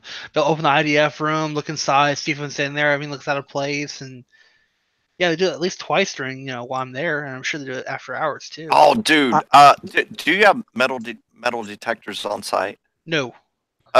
Even if you don't, you should bring a Nerf gun in one day. I mean, come on, have at it. Yeah. What? One of the security guys, hopefully the one that is cool about stuff, and just 100 Nerf darts in 30 seconds, and just wail on him. Okay. I mean, honestly, people who are talking physical security, and I mean, you never know where the threat is. Oftentimes, it's an internal threat. And I mean, that is one of the ways to true up and think about it is, holy shit, I just got blasted with 100 freaking Nerf darts. And anybody could have actually brought a gun in here and done something. Sure. Just saying. Since you mentioned it around the context of a metal detector, it's kind of like you're not really proving a good point there. Well, he said they don't have one. I mean, the Nerf guns still have screws and stuff in them, so that's why I was like, screws. You would still get the little metal. Nerf gun in. Really? They got the screws that would set it off. They're metal. Yeah, they're small enough they might get through, but So I have one. I have one right behind me that I can confirm. I'm stuck. Although, to be honest, if I didn't even have my gun on me, I'd still set a metal detector off because of how much other metal shit I'm carrying too. Yeah, sure. I mean, but at the same point, you could bypass a metal detector by carrying in a 1U. Yeah. You just got a spare 1U lying around. Yeah. Well, I mean, you'll find a case for those on eBay. Someone's selling, super micro 1U for probably what, $80-$100. Well, I mean, I bought my Dell R710 for $100. Yeah. Which was a full thing, but for sure, physical security needs to be taught. Awareness needs to be taught. That's why we do it. That's why we do the physical pen test right now. We're here to teach.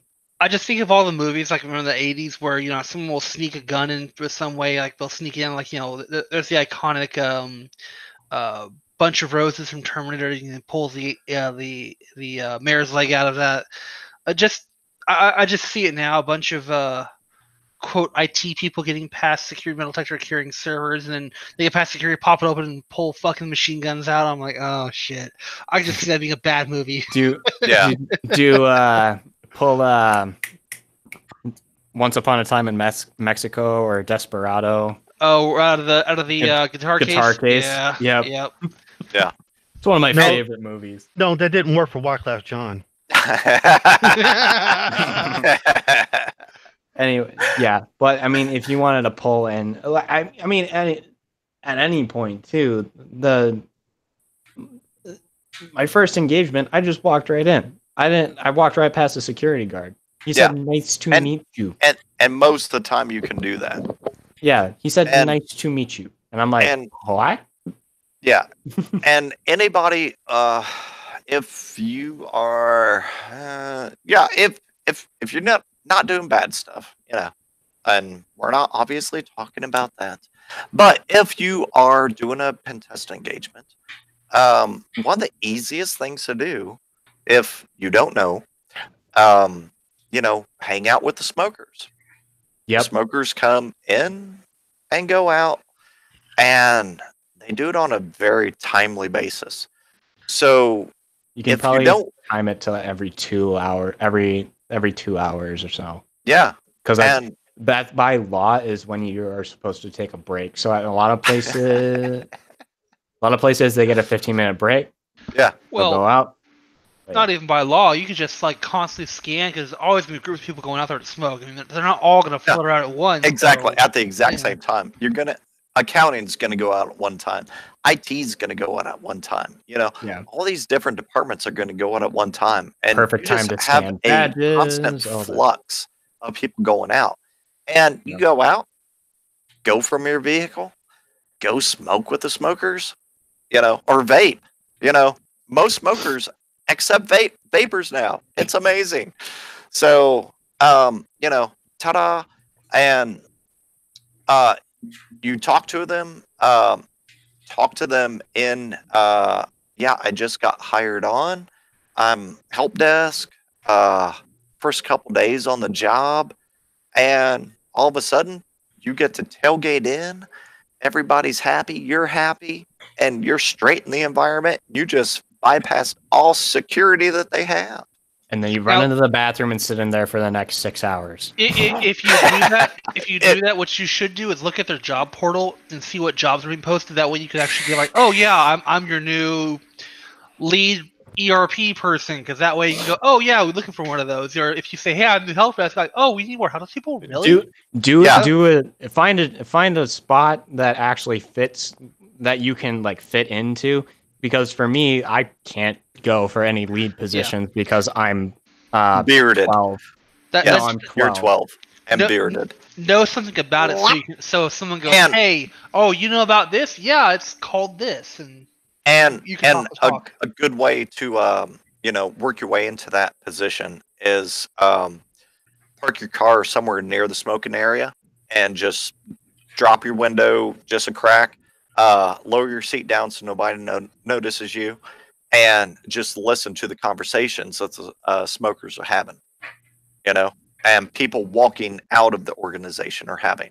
And oh my goodness, you can gain because as soon as people leave and the door shuts of their organization, they dish everything. They're pissed off about this and that. And you get all that information, and you utilize that, for your engagement. It's just so fun. Actually, Apple does that a lot too. They'll have a lot of insiders go sit at bars near Cupertino and listen to people like giving off secrets and talking about work-related stuff outside of work. Yeah. So they do all kinds of insider jobs that way, or actually, it's not insider. They do all kinds of insider checking that way. Yeah. Another good tool that shout out to Levi, my coworker, who's actually listening to the podcast right now. Has not commented on YouTube. Come on, Levi. Yeah, he has. Look, scroll up in chat. He said sacrificial lamb position. I don't know what the context was. Oh, okay, that was Levi. He did. Okay, nice. Thank you, Levi. Yeah. We have taken to using metal clipboards and taking those in on engagements. That has worked so well. No one questions us. Oh, I like that. That's good. So metal clipboards. Good call. Well, the way I've always heard it for physical engagements, walk around with a clipboard in your hand and a sad story on your face, and no one questions you.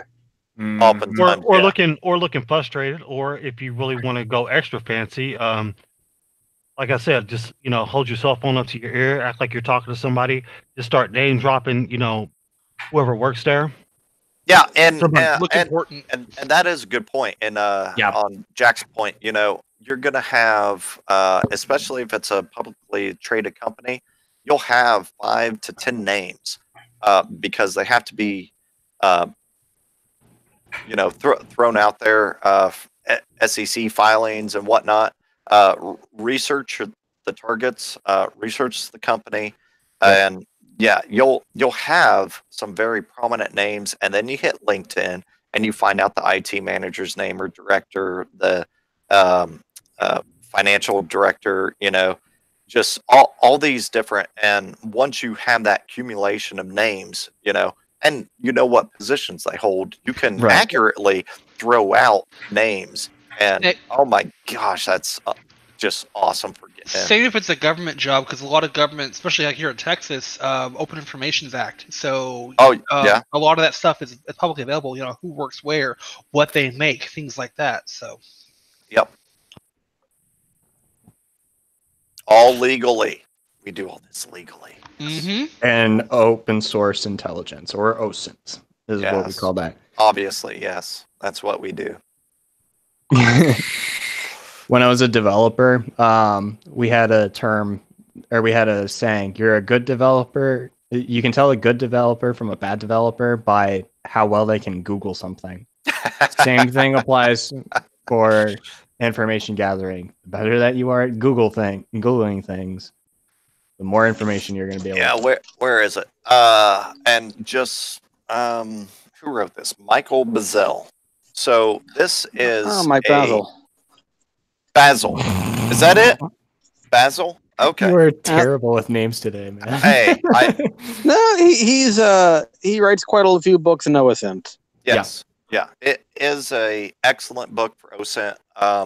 I definitely advise anybody who is doing, especially physical and regular pen testing, like look them up. From a spearfishing perspective, it's invaluable, and yeah, definitely do it. Just take his own advice, like get the hint from the rest of his stuff if you read his book, and maybe not use his website. On his website, he has. I honestly haven't used his website. So on his website, he has some sort of a place where you put in a little bit of information and it automatically searches everything and gets the information for you. You're giving the information, all your targets, to Mike Basil, someone who has, if you don't know the guy, has formerly worked with the FBI and for training them. Nice. Yeah. He has trained the FBI on a number of things, according to his own biography. I don't really know more than that. Hey. And Liz has just totally debunked the majority of what I said. So yeah, listen to Liz. No. His what do you mean? His own research. Yeah, I'm joking. The actual information he gives is really good. The techniques he gives are good. But very good. On what Liz, I honestly never went to his website, so I don't know what don't use these search engines there. Just don't use these search engines on his website. Is what I mean. There you go. Because his book, he tells you individually where everything is. You can go for yourself. Yeah. Just if you get any one theme from reading his stuff, it's don't give your information away ever to anyone if you want to keep it private. That's the hope and dream. I mean, he has a whole book on how to stay private from the internet, and while he has a few oversights, it all in all is a fascinating read on how your personal information can make it into various databases that you would not normally think of. Certainly, some utilities companies sell it. Certain ISPs sell the information. Your billing information. Hotels can sell it. Casinos can sell it. Yes. and he gives strategies on how to really avoid most of that. Though I It's will getting more difficult. yes, and some of his strategies involve habitually social engineering people. Yeah. I was like, on going to a hotel. Oh yeah, this is a government granted ID. Yes, I'm known by John Doe at the local community college here. You Yeah. see, this is a government funded college, and they gave me this ID. Yeah. Though in a little less of a smart ass tone, but he has recommended he has given an anecdotal story like that Yeah. for how to get yeah. I mean, honestly, talking about the credit card side, it is getting really hard to pay with cash anywhere. I mean, you can do it at Kroger and whatnot, but if you are staying in a hotel, a bed and breakfast, stuff like that, it's definitely getting difficult. So yeah, as far as that goes, one of his recommendations, at least of several years ago, was as far as credit cards go. A lot of banks let you get a credit card tied to your bank account under a different name. This feature is typically used for things such as giving your credit card to your kid, Well, even though it's your kid. Yeah, I am a pop singer. Like I've been doing that for years, and I'm also a writer. I have many fictitious books published, and I go under a pen name of I forgot. That's actually my pen name. I forgot. That's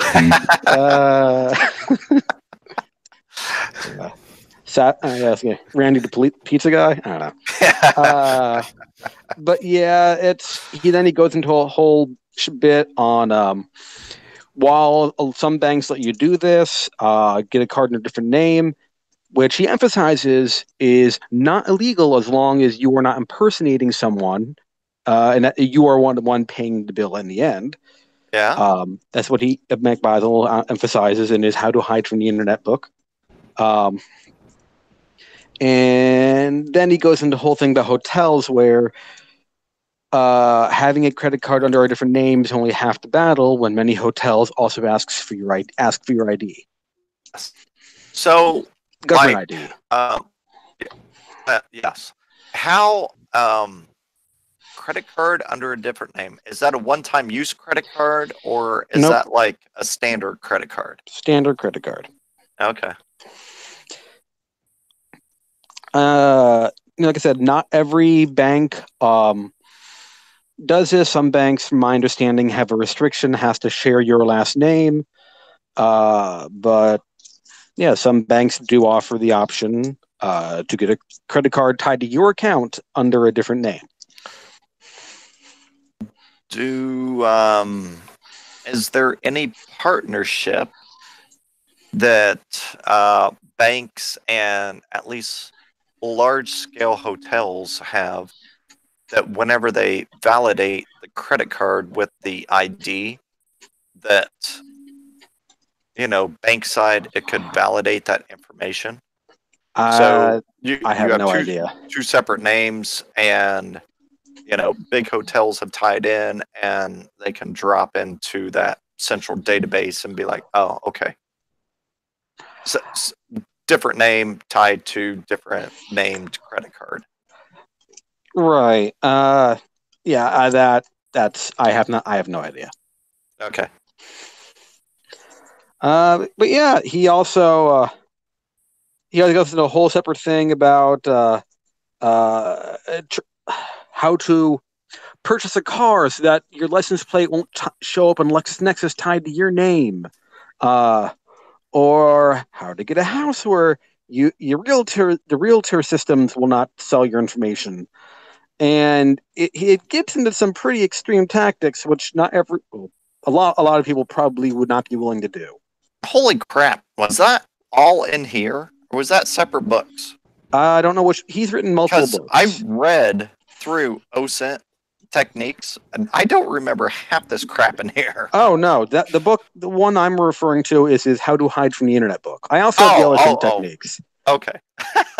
Think of how to hide from the internet as the counter OSINT to the extreme. Yes.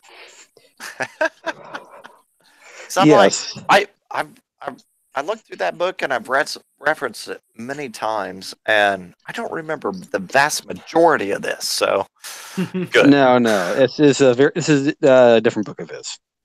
Okay, cool. I also have the OSINT book, which is also a fantastic reference. Yeah. It is definitely a good reference. And, this is something that should go without saying. Things become dated oftentimes, and within information security becomes dated quickly. So always try to get whatever the most current version of anything you're looking at. Because, we have stuff that shuts down. In terms of resources. In terms of resources, we have stuff that shuts down within a 2 to 3 week time frame at times. And granted, from a red team perspective, have fun. Like, sky's the limit. You will almost be able to do anything published within the last 20 years on engagements. But blue team, you have to do everything effing now. So, it's fun. Yeah. Also, reading some of Krebs' articles, he does mention some esoteric OSINT resources, which kind of interesting. Okay. Nice. I kind of wish I kinda remember the screw name of some of Krebs. these. Let's not mention Krebs. He is he's a thief of sorts. We know. This is not reflected on the Irongeek cast. My views do not represent this. I'm not we saying are anything, still live. I'm not saying anything positive about Krebs. I am just stating he has cited OSINT resources. Yeah. I'm not That's saying it. all of his data is bad. I just know a ton of people who he's ripped off. Oh yes, I'm aware of people who have getting pretty livid at the guy. And Yeah. I know them personally. LMNR is one of my favorite tactics. Yep. In a red team pen test scenario. Yes. And it works so much of the time. My favorite is when I got I got answers back from link local or LMNR. Yeah. Inside of someone's answers DMZ. back from a lot of shit. I've got my camera on. Yes, your camera was on. Listen to that wire, man. That's all you need to do. Listen to the wire. You're gonna get something. And something to consider as well for a lot of this, avoiding OSINT stuff is that's mostly good for private entities. For the government, not so much, because the government's got lots of ways to track your ass that yeah, you really can't do much about it. Yeah. Are you talking about just sources? I just recently got on the financial ISAC, so a lot of good information coming through them. Obviously, it needs to be supplemented with more, but it's a good source. Yes. Yeah. And just in general, ISACs are good. Anybody it's good listening, sharing amongst your peers, organizations. Anybody listening, if you have the availability to get on a ISAC that is in line with your business, like, get on that ISAC. Business vertical, yes. Yeah. They are expensive. Warning. Yeah. But they are beneficial. Yeah. Now we're looking at other threat intel sources, and some of them are good. Some of them are actionable. So, hopefully that'll be rounded out. I'm not the one handling that. Unfortunately, it's a different group. I have to admit, it's a little bit of a shame there's not been any big replacement for Norse as far as the community laughing stock goes. I know. Aren't they starting back up, or didn't they try to start back up recently? If they did, I hope they use a different name. I thought that last time I went to one of these conferences that they were there and they were showing off their improved UI. God. Kudos on them for having the wherewithal to persist in light of being the community laughingstock. Yes, yeah, and a couple of other, like Anomaly did something similar. They had a little Norse. It wasn't Norse, but they had a similar type of thing that showed almost, like Norse showed the missile strikes going back and forth between countries, and you're going, okay, how's that relevant?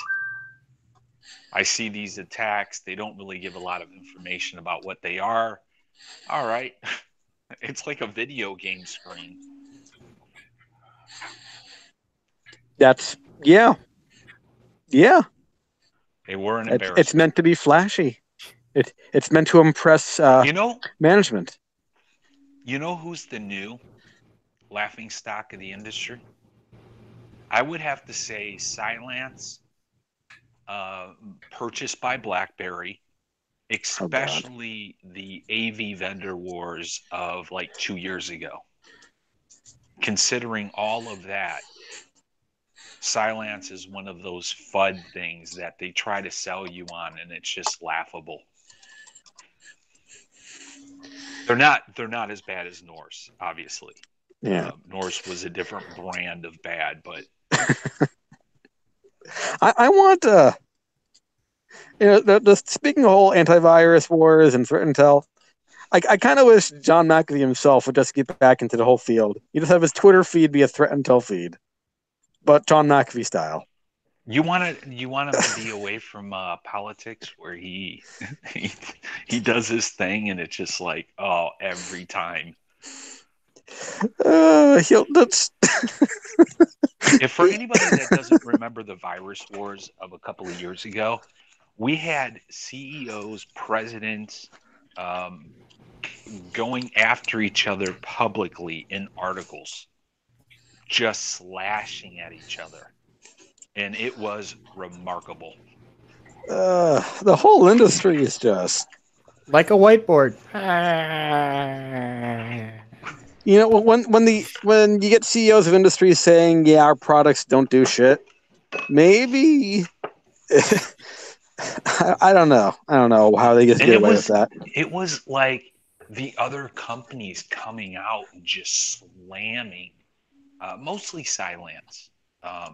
This is when Virus Total started charging AV vendors to upload samples. It was around that time. But like you had Sophos and CrowdStrike and a couple other ones just come out against CrowdStrike, talking about how they manipulate their testing environment on their roadshow. Because it was impressive to start out with. It wasn't an EDR solution. It was an AV solution. But it looked promising before you dug in,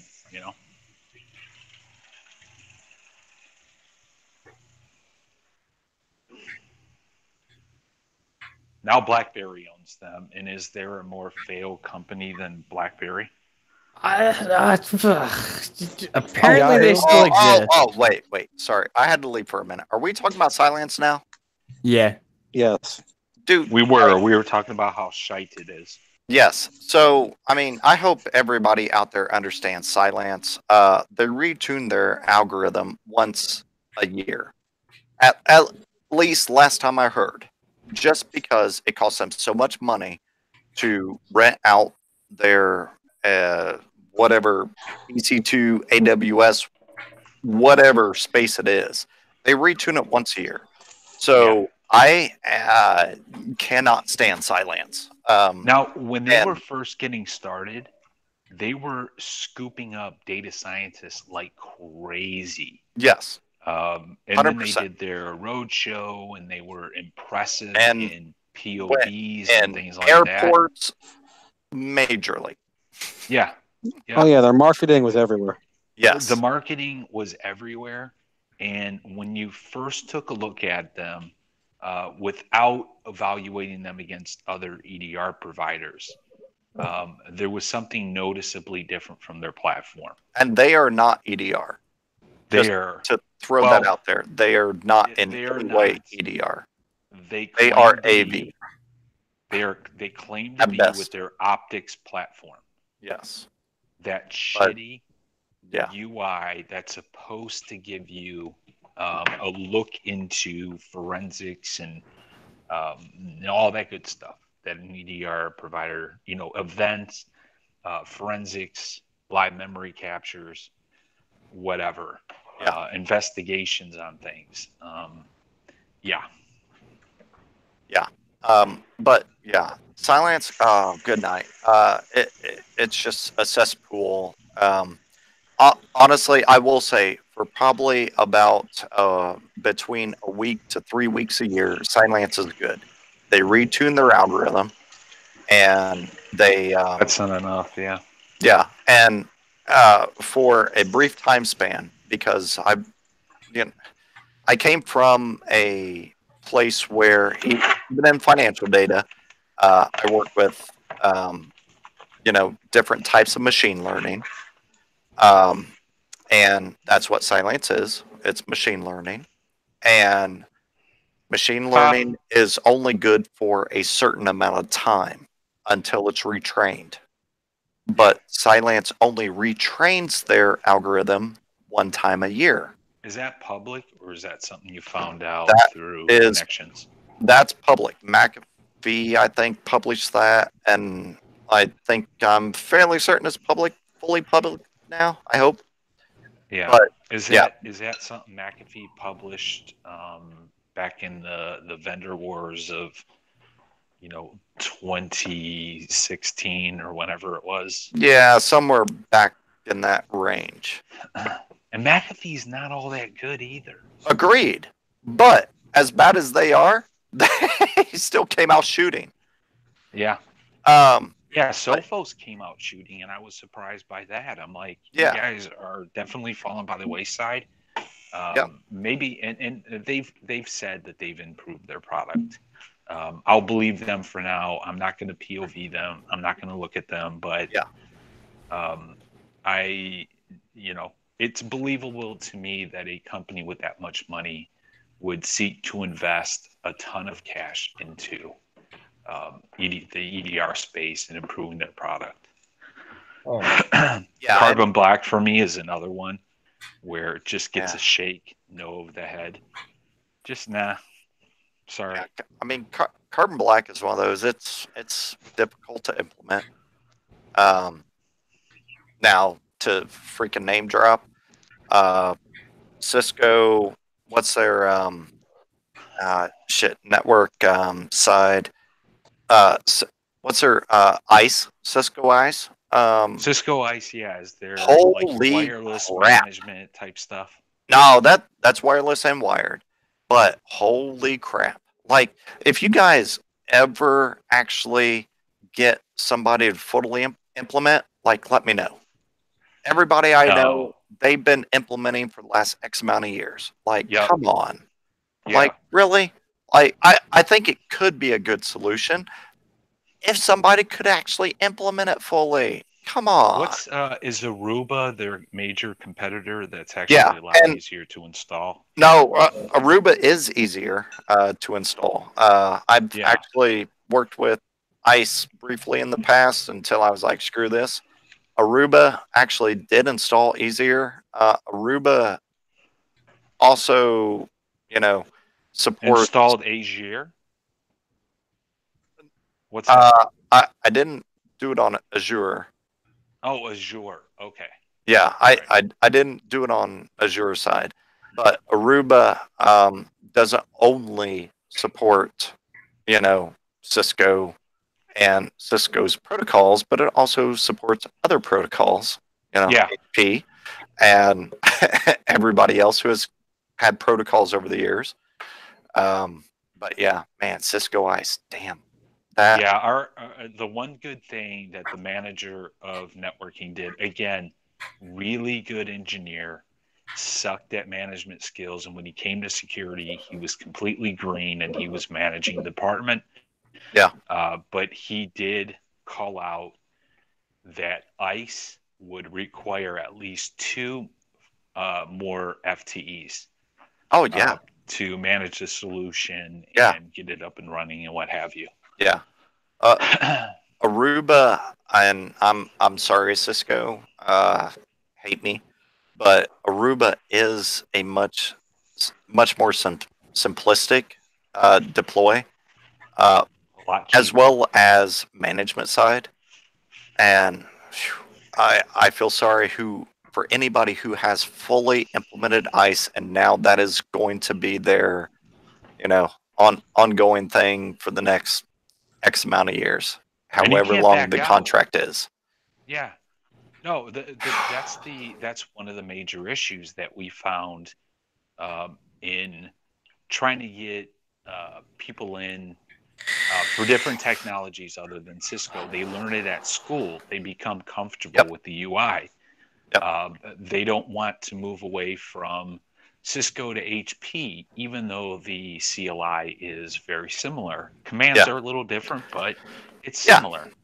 I mean, it's like a regular programming language. Once you know one programming language really well, you can work within other programming languages. No, it's almost the exact same syntax. It's just some of the commands you use are a little bit different. But in HP, I'm going to pull these numbers out of my ass right now because I don't remember what they were. Because that's where you love to pull stuff out of. Riggedy wreck, son! An HP core switch might cost an enterprise somewhere near $300,000, depending on the sizing. Yeah. The same product from Cisco that does the same exact thing, that is slower, might get you up to about 700,000. And again, numbers are pulling. I haven't had a quote or anything like that. I'm just pulling the numbers out of my ass. But it's so much more expensive. They like to push their enterprise agreement, which not only includes ICE and hardware maintenance. It also includes their shitty ass security products on top of it. Yeah. Which, in theory, that are not integrated into a single pane or a single anything. You have ICE, you have this, you have that. I mean, you have like 10 freaking products across the board, and you have to monitor every freaking single one of them. It's aggravating. So they go, they offered us a 2-day class before we're going to make an agreement. And it was me from the security side to determine how the endpoint and firewall software integrated. And it was our network manager. I think about half in the first half day, it was all manual, and we were like, all right, fuck this. This isn't what we want. Yeah. I mean, because it sounds cool, right? I mean, detect the threat on your endpoint. Yeah, on paper. Yeah, on paper, it's awesome. And vice versa. Yeah. The firewall detects a threat. It updates the agents. Therefore, you're protected, whatever. Yeah. No. I know of one large organization here in Central Ohio that has been attempting to get ICE fully implemented for the last, holy shit, 3.5 years now. Cardinal? No, but I'm not going to name names, but it is a large organization. That's why I said Cardinal. Yes. All right. Yeah. And you can see it in the side chat, and I won't name them publicly, Okay. But yeah, it's I mean, security vendors, if your solution is not simplistic in any way, you may get the initial sale. You will not get a renew. Yeah, and you know what? To be honest, I don't care how simplistic the software is, as long as it works. As long as it works, but are you ever going to get it fully deployed? Well, yeah, that too.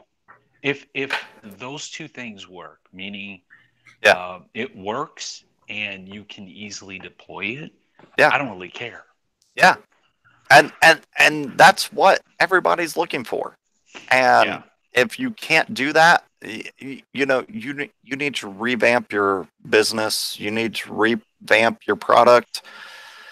You got to make it something that can actually be deployed and be utilized. Because security practitioners, I mean, a lot of us came from a networking and systems background, but holy crap, like, we left that. We're in security. Like, come on. We should not have to be doing low-level security practitioner practices all the time. Right. Agreed. And if you're curious, Ricky, I threw it over in the right chat. Okay. Yeah, no, I'm not really super curious, but yeah, it's interesting. Put it in the Google, put it in the English chat. You can't see the side chat. Oh, come on. Where are you living? Are you over in Israel right now? Come on. Hey, my memory has been shite recently, just on like events that happened a year or so ago. Yeah. How do I put this delicately? Who was the person that we had to shed? We will say that off air. Yes. Yeah. Actually, let's go ahead and get through some more of these notes, because last week Darren, that's who it was. Definitely Darren. You got it. I mean, you got to watch out for them. It wasn't. No. You got to watch out for them. Darren texting gun-toting notes. Because last time we talked about that's on the notes was Chinese woman arrested in Mar-a-Lago. Yes. Yeah. So the next thing is the thing that you just put in, I think, Adrian. I just noticed this. I was watching Bosnian Bill's channel. He's probably one of the bigger lockpick channels on YouTube. Yeah. And apparently, master locking the number 3s and number 5s and probably some other varieties. Instead of using the normal locking dogs, the spring-loaded locking dogs that you can shim, they started using ball bearings. And ball bearings you can't shim because if the core doesn't move, there's no place for those ball bearings to go. I've heard of people like hitting with hammers and compressing the ball bearings and opening them. That's a lot of noise in the background. Compressing the ball bearings and other types of locks.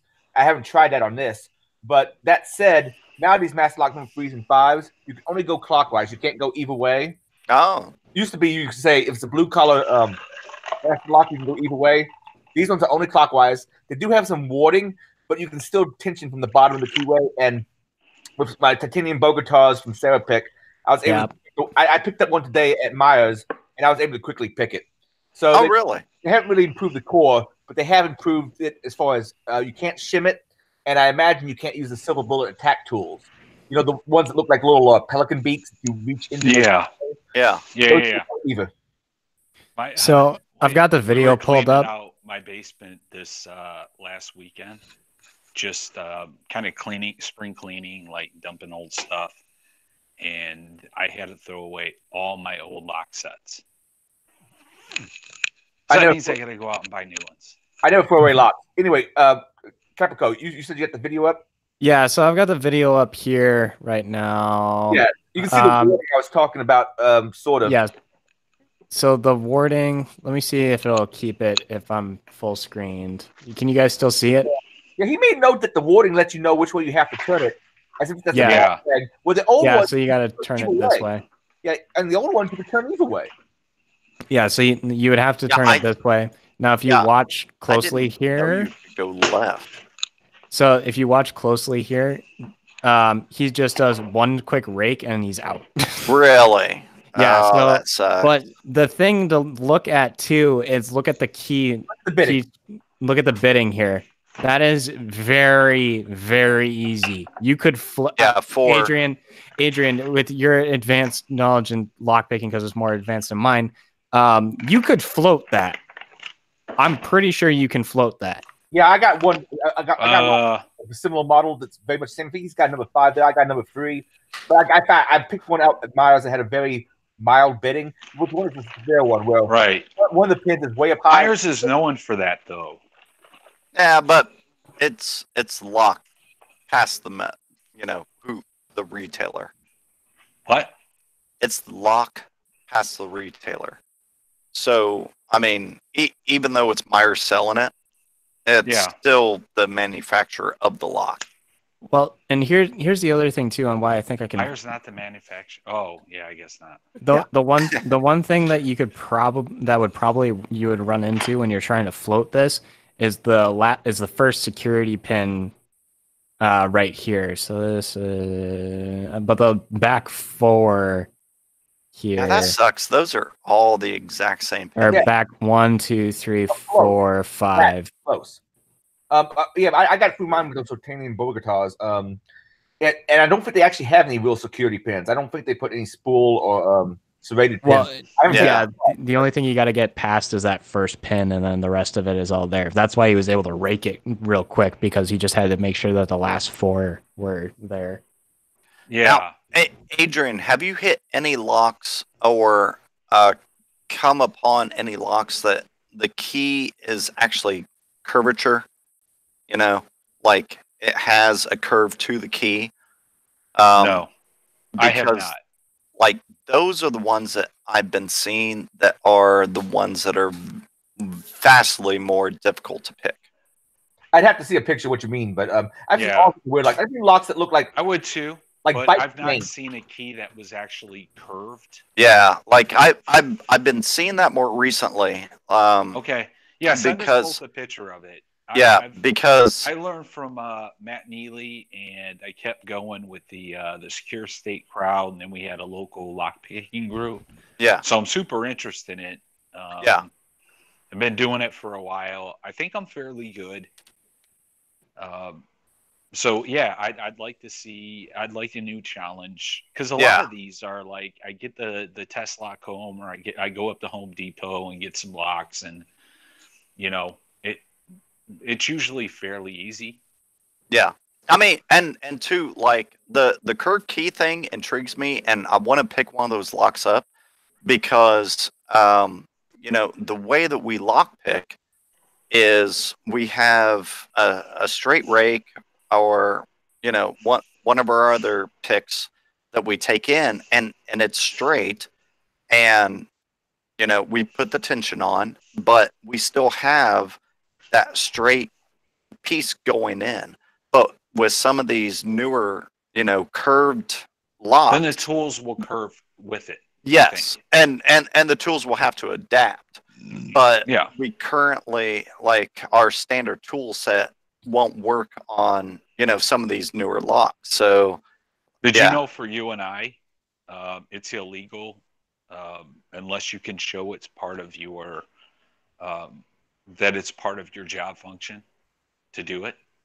I've flown with lockpicks. I've gone everywhere with lockpicks, and nobody's ever said a word to me. I've never had an issue, because why are they going to search your bag for lockpicks? But I was on my way to the airport. I was going down to Florida, had my lockpicks in my backpack with my computer, completely forgot about it. Don't really matter. They pulled it out, and they asked me a shitload of questions about it. Yeah. That's interesting, because I had my rubber ducky in my pocket and went through security with it. Did you sing the song too? Rubber ducky, you're the one. Is Charles on here? No, not right now. The law is about you're referring to is state by state about lockpicks that would not cover rubber duckies. Yeah. Right. But I'm just, for context, like, you can get. Oh, I mean, it's amazing what you can get through airport security sometimes. Yeah, I regularly fly with my luggage. Oh, for sure. No problem. Yeah, airport security is fucking stupid. It's like you have a barely empty bottle of toothpaste. You got to throw that out. The container is no good. Yeah. Or the last time I flew, I was at a restaurant and she rang it up wrong, and she sort of gave me a Coke. I didn't think nothing about it on my way home. Go through airport security. I was like, well, there's some liquid in your bag. Like, you got nothing liquid. I was like, oh fuck, the Coke. And I mean, this was an unopened bottle of Coke. Oh no. Yeah. And she was like, yeah, you got to throw that away. And I was like, whatever. I've had those things too. Now, once airport security allowed me past with a shit ton of liquid. Parents had gifted me. My mother had bought me a whole thing of cologne. This is back when I was in my late teens. Stetson, early 20s. So old now. No, it was Aqua. And so I went through airport security with it, and they opened my bag. They asked me what, I was confused because I forgot I left my backpack. And once she saw it was cologne, she said, "Okay, you can go ahead through. Go." Yeah, I had the same thing with liquor. I was bringing liquor back, and let me show y'all something on the screen for a second. This is something I got on a plane once. Actually, twice by accident because I keep forgetting. Is that your knife comb? I don't have my phone in front of me. Yeah, hold on a second. Your entire share. Okay. Do it. There we go. Present to everyone. Oh. Streamception. Yeah. I remember when you posted this on Twitter. I just keep forgetting you guys. Wait, they let both through, or just the comb? All that went through TSA by accident. I didn't mean to do it. No shit. You guys know the success rate for it's like what, TSA? 15% or like 20 10. Like no, 10? It's like 95% of it is successful getting things. TSA. Yeah. Successful side. Yeah. Oh yeah, I heard that study. I actually get things past security checkpoints all the time. Like recently, I had to go to a courthouse, and the first time I went through, I probably had like 3 handcuff keys on me. I didn't even think about it. The second time, they found them. They found one of them, but I just don't think about it. And if you thought it was for love. If you have a handcuff key in your wallet, people don't necessarily notice it. Well, yeah, I carry one of the big fat paper clips. For me, that's a handcuff key. Depending on how good the handcuffs are, man. Some of the Smith & Wessons, some of the improvised handcuff keys I've tried don't work real well in the Smith & Wessons. Let me just find my freaking handcuffs here. I honestly think my Smith & Wessons are handcuffs. Mm-hmm. Yeah, that was my new gun purchase. It would have been funny if you just yelled Israel's out. just outing himself. No, lockpicks. Give me a minute. I know there's somewhere over here. I didn't think where I put my big sets. Probably, hopefully, one of my big lockpick bins. Hopefully. And anybody who's listening, so I wouldn't advise going to this extreme, but years ago, I honestly threw away handcuff keys, and I would throw my handcuffs on, and knowing there were not any keys available. Oh, okay. Nope, they're not Smith & Wesson. They are CMH.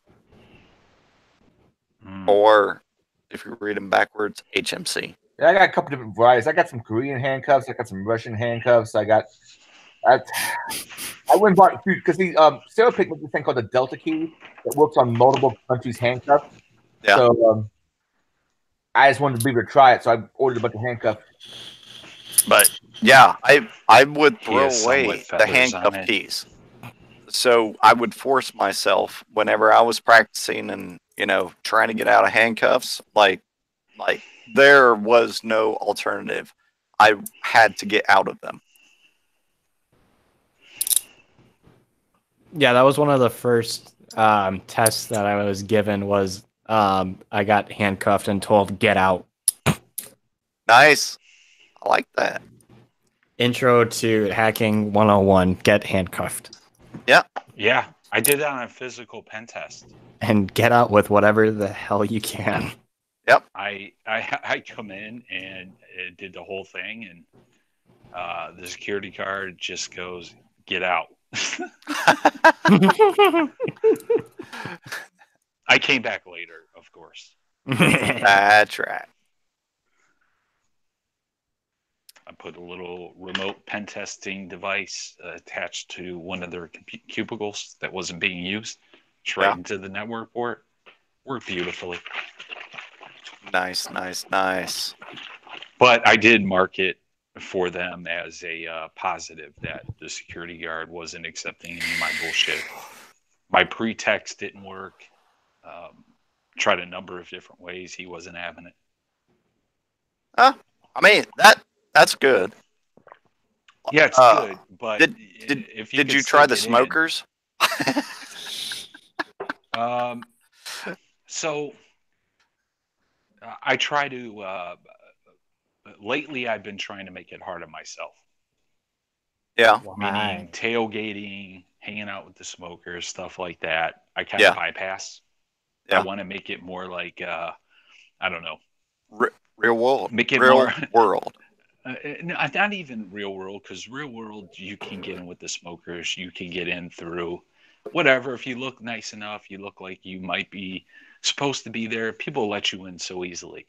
Yeah. So I was trying to make it a little bit more, I don't know, like Jack Reacher or something like that, where it was going to be more difficult on me. Spy movie style. Yeah, like spy movie stuff. I don't know if you guys have done the same sort of test, but after a while, it gets a little boring, or it can get a little boring. So you've got to up the stakes on yourself. Yes. Yeah. Somebody told me on here about Smith & Wesson guns, and I went out and bought one. I said, all right. I heard good recommendations. I'm going to get the Performance M&P M2 pistol. So yeah, that's definitely not a bad one. Yeah, it was between that and there was I like Walther, but there was another. I'd like to own a Walther again. I had one for a short time, but I sold it because they had an odd caliber, 7 something. But the feeling of it in your hand, the Walther, is just like they molded it there. The ergonomics is good. I know the P99 is really good. Yeah. The ergonomics are good. With the Glock, the Glock, it sits in your hand and it's almost like a brick. Too short. It feels like a brick. Yeah, it feels like a brick. I'm sure you have this worse than we do, but being your height, a lot of the pistol grips only come up to like, a quarter of your palm. That's what it is for me anyway. So I'm trying out, I'm holding all these weapons and I got a little Torch. I got a little Torch G2C last year. I only got to shoot it once. My buddy doesn't like the trigger pull on it, but it fits comfortably in my hand. It holds 12 rounds and in magazine, and it's a nice little gun. It's one I keep on me. Yeah, on your CNC and W. Concealed carry license. Yeah. I keep it in my car.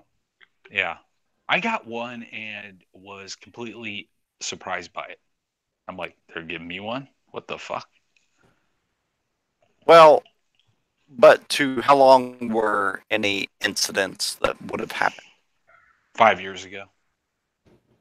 I mean, 7's kind of the standard, but if it was 5 years, that's within the ballpark. If you're an upstanding citizen, blah blah blah. So, I don't think I've ever been one of those. Well, someone's asking a question. I don't quite follow it in the chat. If you'll look at the YouTube chat. I'm not back in. Which one? Chat. Someone with Chinese characters in the YouTube the stream. Oh yeah, Chinese woman, is that legal? Are you asking in regard to is that legal? Adrian. You know what? I have no idea. They I'm need not to do. following it. I don't understand. They need to do the job of translating that shit. In my opinion, I'm not going to go through and look up Google Translate and look at. I love these guys. I love the people that listen. They take time out of their busy nights to devote to watching the show. But come on, man.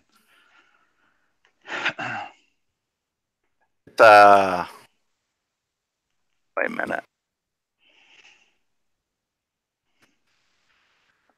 Oh, so Human Zoo, yes. I would probably on Twitter, Human Zoo, but I'm not sure. Yeah, Human Zoo, you've been on here a couple times.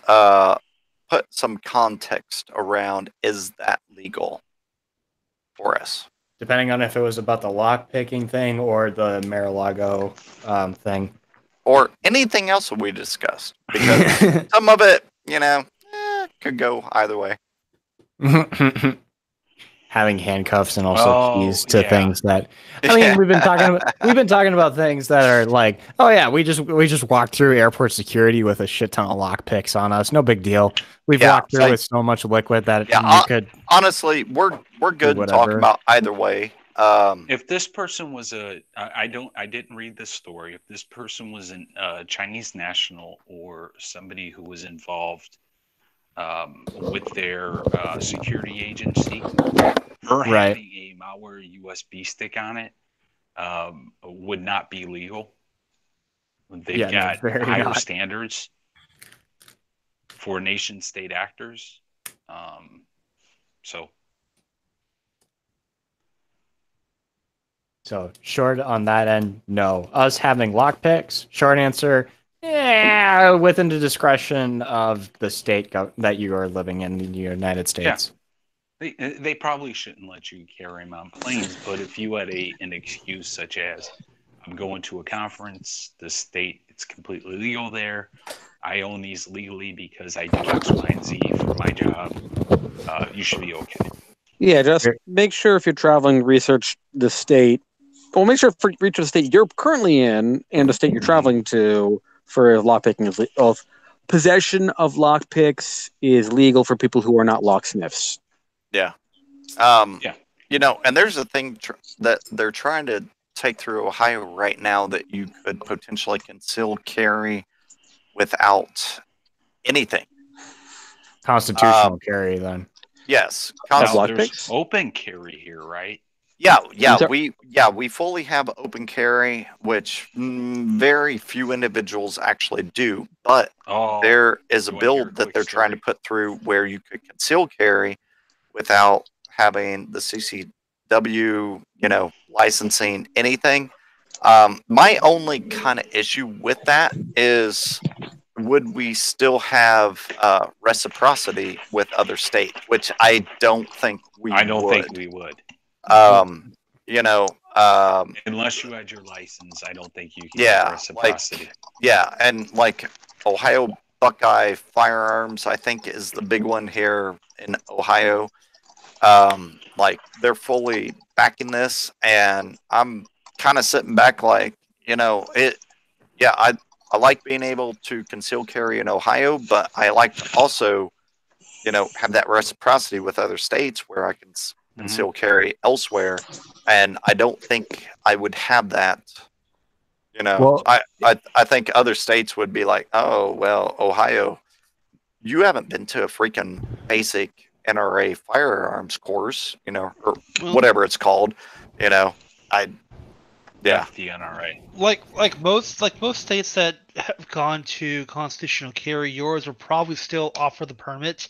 So you'll probably still be able to get that. And some states even have it where you can carry without a permit, but there are certain areas you can't carry into without a permit. So it's like when you have a permit, you have enhanced. Yes, but that's intrastate, like extra state, like how interstate. Yes. Yes. How many states actually? If like Indiana is one of those, where you don't have to do anything hardly to get a concealed carry. Well, Kansas is one as well. Yeah, Texas. But how many other states see Indiana's permit and allow it. I mean, as far as I know, it's next to none. Indiana? No, most states do. I don't think so. Let's check it here. I just open carry. Yeah. I had a guy that I worked with. He went down to the RNC, and it was supposed to be a bunch of people that went with him, this whole group. He ended up being the only one. He had an AK-47 strapped on his back. He had probably 12 guns. You could watch him on interviews. Worldwide, people were interviewing about weapons. It was so funny because this guy's like weird and awkward. A guy I used to work with. He was still giving out interviews like a year and a half later to like Australia and New Zealand and places like that. Yeah. Okay. It was so great. So for Indiana, the states that do not offer reciprocity is Washington, Oregon, California, Nevada, New Mexico, Nebraska, Minnesota, Illinois, New York, Connecticut, Rhode Island, Massachusetts, Maryland, New Jersey, Delaware, and the state District DC and South Carolina. Maine, New Hampshire, Florida, Michigan, and Colorado only honor residential permits. And that's it. Like, that's honestly surprising to me. Yeah. Yeah, me too. I mean, because Indiana does not require anything. You just apply for it. As long as the sheriff says yes, no, you get it. Oh, my application, by the way, I bought mini weapons and always got them same day. M-I-N-I or M-A-N-Y?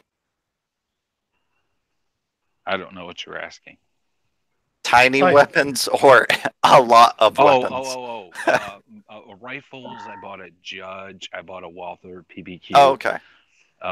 So I went up and applied for, you have to fill out the paperwork for this weapon. Took them 3 days. Yeah. I was like, what?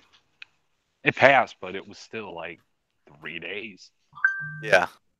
When, we have this thing called the internet, and, for like lookups, FBI is pretty good about that, and it takes about like a minute. Yeah, a couple minutes. That's what I thought. And the guy comes out, the sales guy, about 5 minutes later, and he's like, "Oh, they're gonna put you on a 3-day." I'm like, "Shit." Yeah, I mean, all right, fine. No, they don't put you on a 3-day. You're suspect. They don't put you on a 3-day. Basically, what happens? That's what he told me.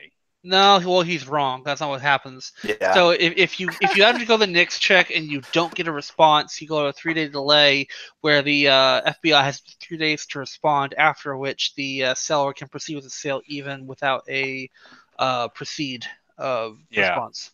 Okay. That's up to them if they want to proceed, but they have the option to after 3 days. So I went on a Thursday, and me and my buddies were supposed to go to the range on Sunday. And I wanted to try it out. So it was Thursday, Friday. They're not open weekends. They're closed on Mondays. I finally, Tuesday should have gotten a call saying, "Hey, you're all good to go. Come on up." I had to call them on Wednesday and like, "Hey, what's going on?" They're like, "Oh yeah, you're all good. Come pick it up." Do you have a license to carry, Ricky? A CCW? Yeah. Yeah. And which state do you live in again? Ohio. O-H-I-O. Wonder, because you got to say that one more passion, my man. Okay, yeah. Come on. So, as of 2016, at least I'm reading here. If you actually, as of 2016, if you actually have a CHL there, that counts as your background check. So they don't have to do a background check; they could just put that in there. Well, oh god damn it! Yeah, most gun shops don't understand that fact. Because there's an option on which line is I think it's 26. You pull up the 4473 here. I'm glad I know that because now I can. Yeah, let's see. I can use that. Yeah, option 21. No NICS check was required because the transferee buyer had a valid permit from a state where the transfers take place, which qualifies an exemption to NICS, which, according to what I read, does. So. Okay. Yeah. I was up there for like an hour. I did not know that. Yeah. I mean, because I bought, oh crap, multiple things since I had mine. And damn.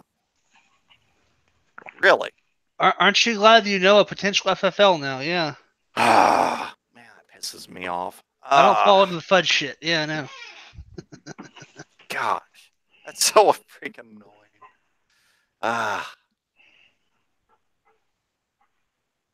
I mean, I bought a freaking lower last year and they still ran me. So actually, apparently this is only if it was issued on or after March 23rd, 2015. Yeah. So if it was issued before that point, you have to wait until it gets renewed to be recognized as NICS compliant. Wait. Say that again.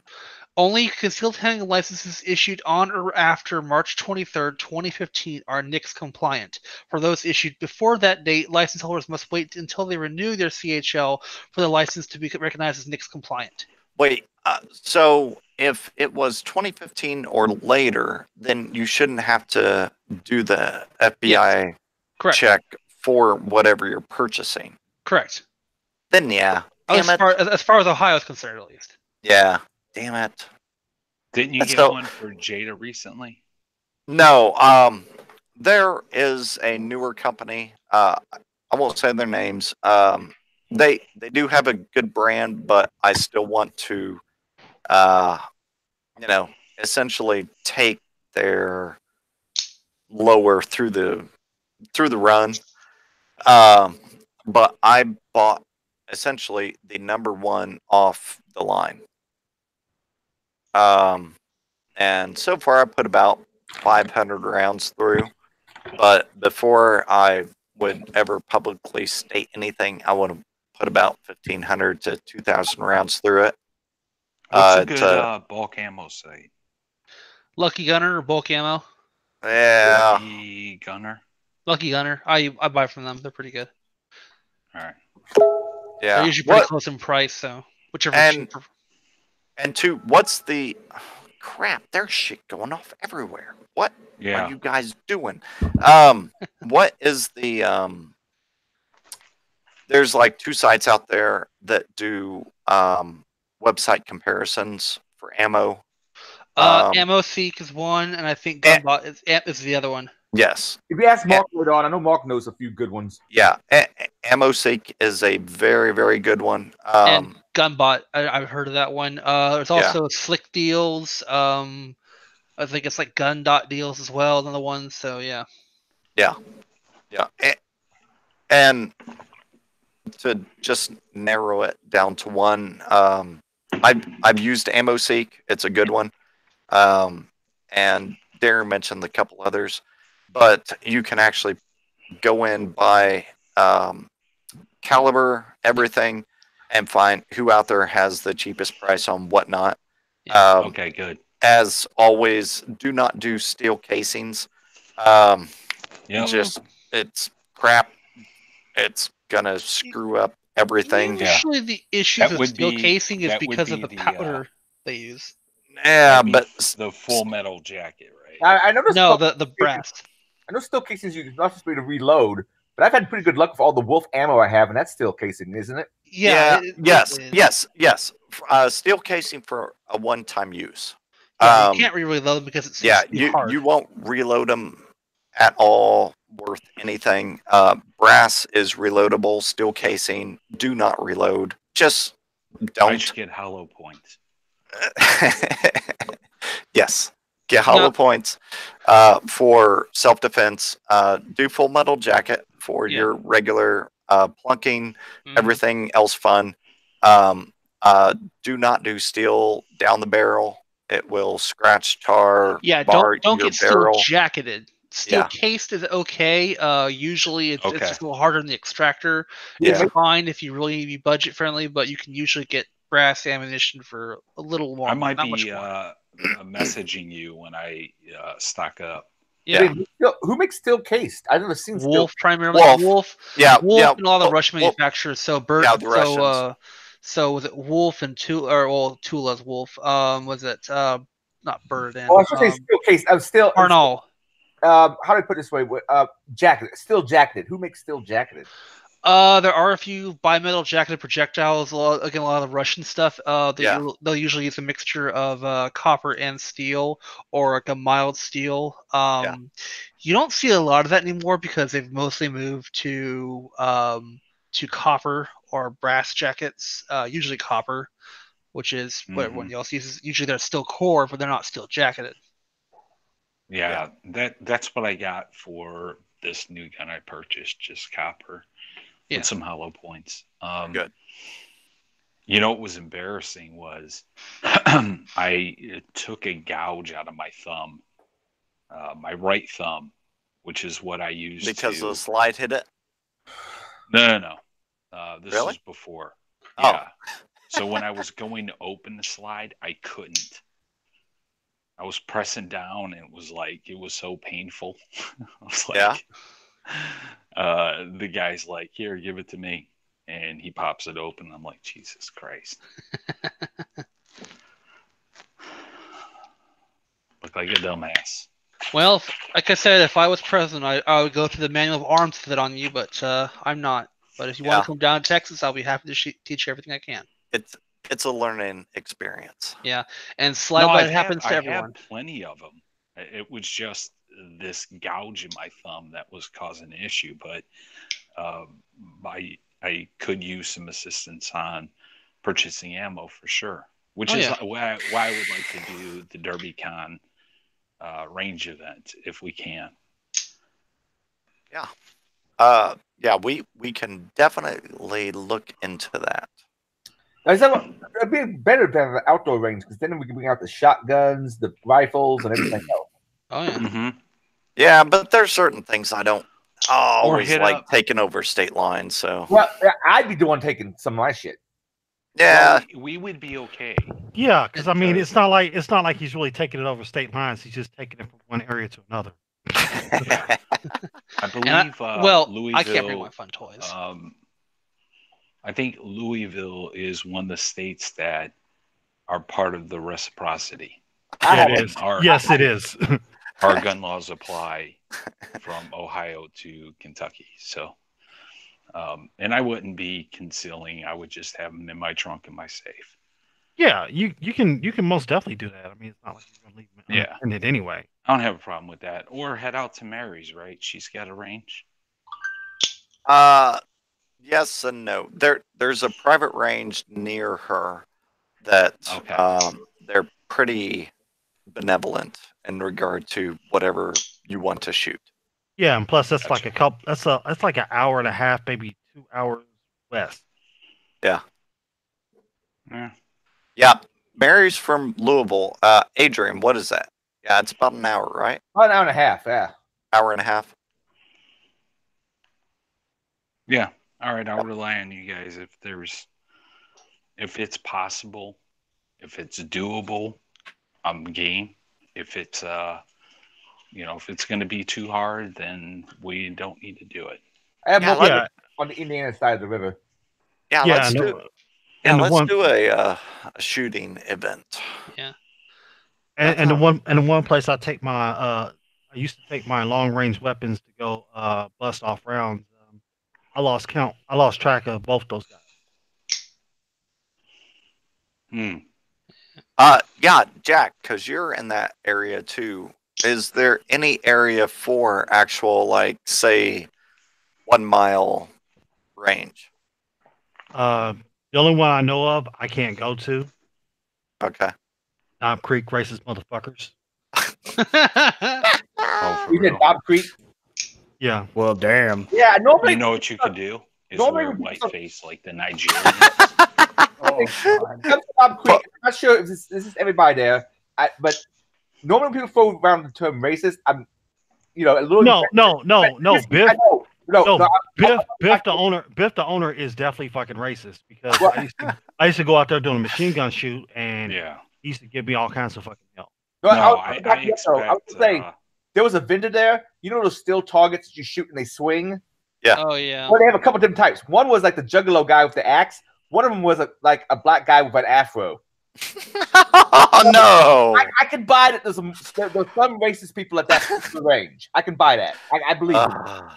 No, I expect Jack would be completely open and honest about racism he's experienced because he's not big on racism. Yeah, I mean, if you're gonna do like a black target, like afros aren't cool anymore. You gotta shave the head and do a clean target. Come on. No. I mean, I wouldn't care so much about a fucking target. I mean, he was like, "You need to get the fuck up out of here," and fill in that blank. Man, he went that far. Yeah. Wow. Wow. Yeah, there's some people that are notoriously bad. I've run into it not as often as Jack would, obviously. But when I first started dating my wife, it was a problem. Yeah, all right, there is Louisville Armory, Shoot Point Blank Louisville. Oh, Bluegrass Indoor. Yeah, Bluegrass Indoor. That's the indoor range that I go to.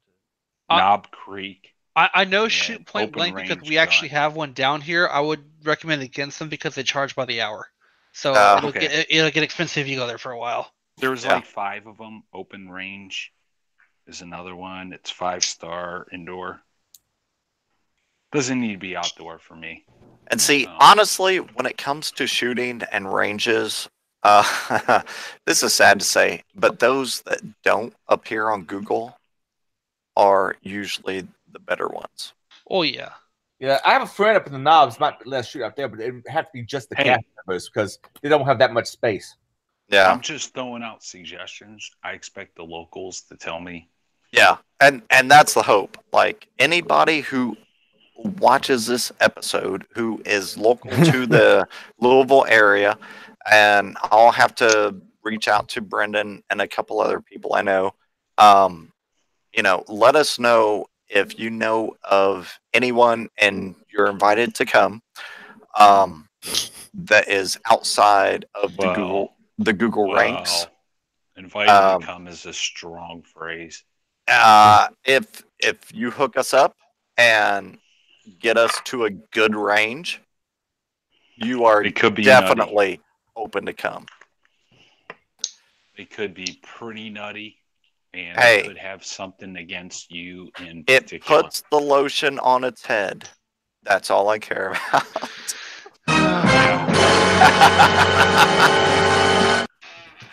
Perfect timing, bro. All right, so where we are in the show notes. We are down to other stuff, so let's wrap. Let's get some other stuff here. All sorts of weird shit. So we've been talking about Magento for months. We have another incident. Love it. Magento has a shitload ton of other security flaws. And just a quote unquote, it's owned by Adobe. Magento is? Yeah, apparently. So FYI, it's always going to be vulnerable. The mapping software, are we? No, not mapping. This Magento is a payment processing that we've been following for a few months now. So I was going to say Magento, you can get it within Kali. It's offered other places, but it is awesome for mapping users and networks and servers and applications and that Magento awesome. ONSIT or yes OSINT, yeah, OSINT. Absolutely, yes. OSINT Magento awesome. Standard Magento owned by Adobe that you're using for payment processing. Stop. Yeah. So, okay, next up. I threw this on here. I cut the cable screw on. Most of you guys have probably already cut the cable. I'm a latecomer. So a year ago, I was with Time Warner I moved to Spectrum, and my bill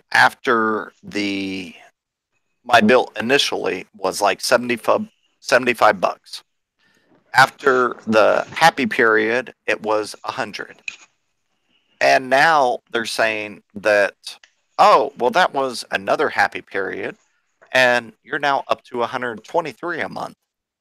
Sounds And like a you problem. And that's fine.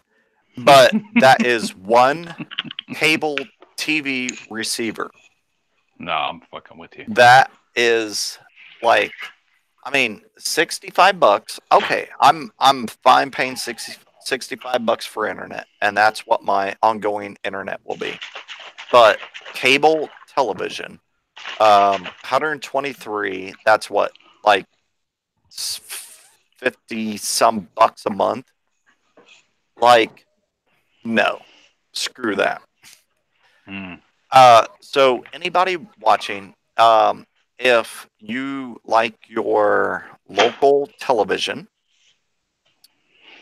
stations, you know, you're like here in Columbus, it's Fox 28, and you know, like local news and sports and all that fun stuff. CBS is channel 10, and you know, these different local channels. Okay. Hulu. My in-laws are in Columbus. They've cut the cable for ages. Yeah. Hulu, YouTube. Yeah, but if they're actually in Columbus, they can still get over there easily.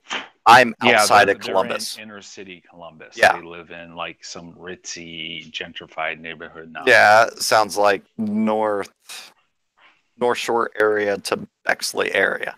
So yeah, if you are within your city limits, you can get your antenna television, your local stations easily with a freaking, you know, rabbit ears, and you're good to go. If you are somewhat outside, like I am, so YouTube Live, Hulu TV, I think is what it's called. Just Hulu. Yeah, Hulu. I've actually gone with Hulu.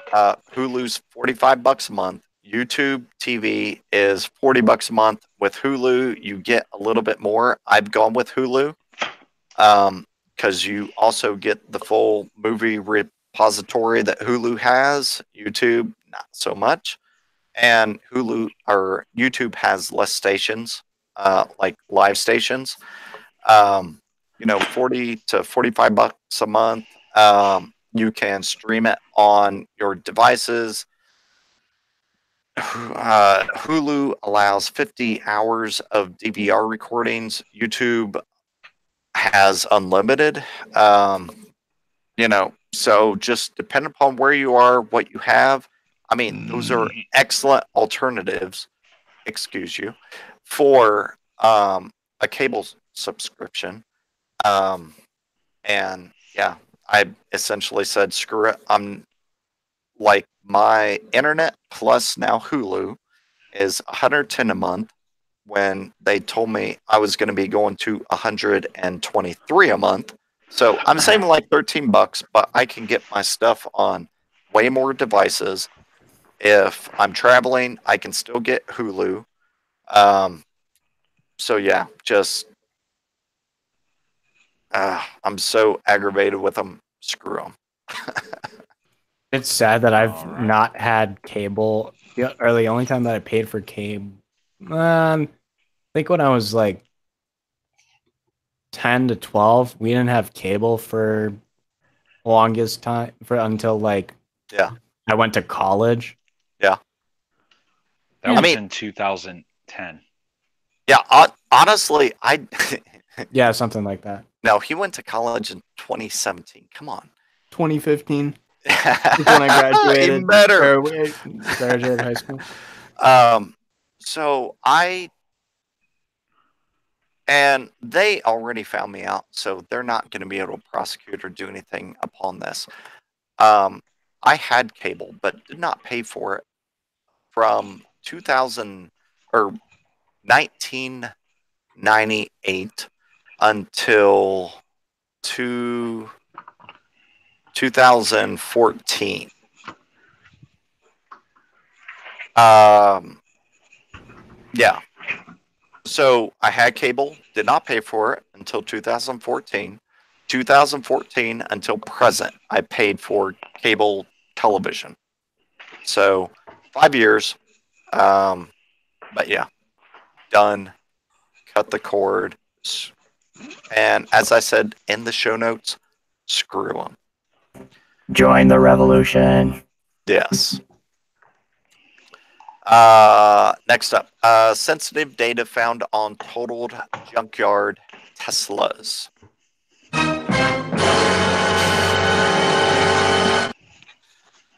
Okay, Law and Order. I do love that. So, just a quick overview. There is a lot of personal identifiable information stored within modern vehicles. Teslas, and this story goes into it a little bit, sent to the junkyard. They're able to find out who the owner was, as well as where you went to. You know, essentially anything that you did on that Tesla is still recorded and saved within that hard drive. So just something to think about. You're getting a new card or new vehicle. Just a lot of data stored in there. And then Swatter gets 20 years in prison. Probably Darren. Yeah, this was a simple one. Well, it was the swatter who had someone got killed actually over this one because he called the cops were called and the guy got shot in the driveway. It's a pretty tragic story. Happened about 2 years ago. Really? So he's on the federal prison for about 20 years now. So good fucking riddance. And all this was, and this is what pisses me off about it. All this was over a $1.50 Call of Duty match. No. And he wasn't even the one like involved. He was basically asked to do the swatting. So the people who actually were involved are being investigated separately as well. Man. Yeah, this motherfucker should have got the death penalty. Well, over $1.50. I mean, that's stupid. My gosh, it's serious business. I wonder what the cop that was. Now, when I saying the cop that showed up, wasn't he a little bit trigger happy because the guy came? Like, first of all, they swatted the wrong place.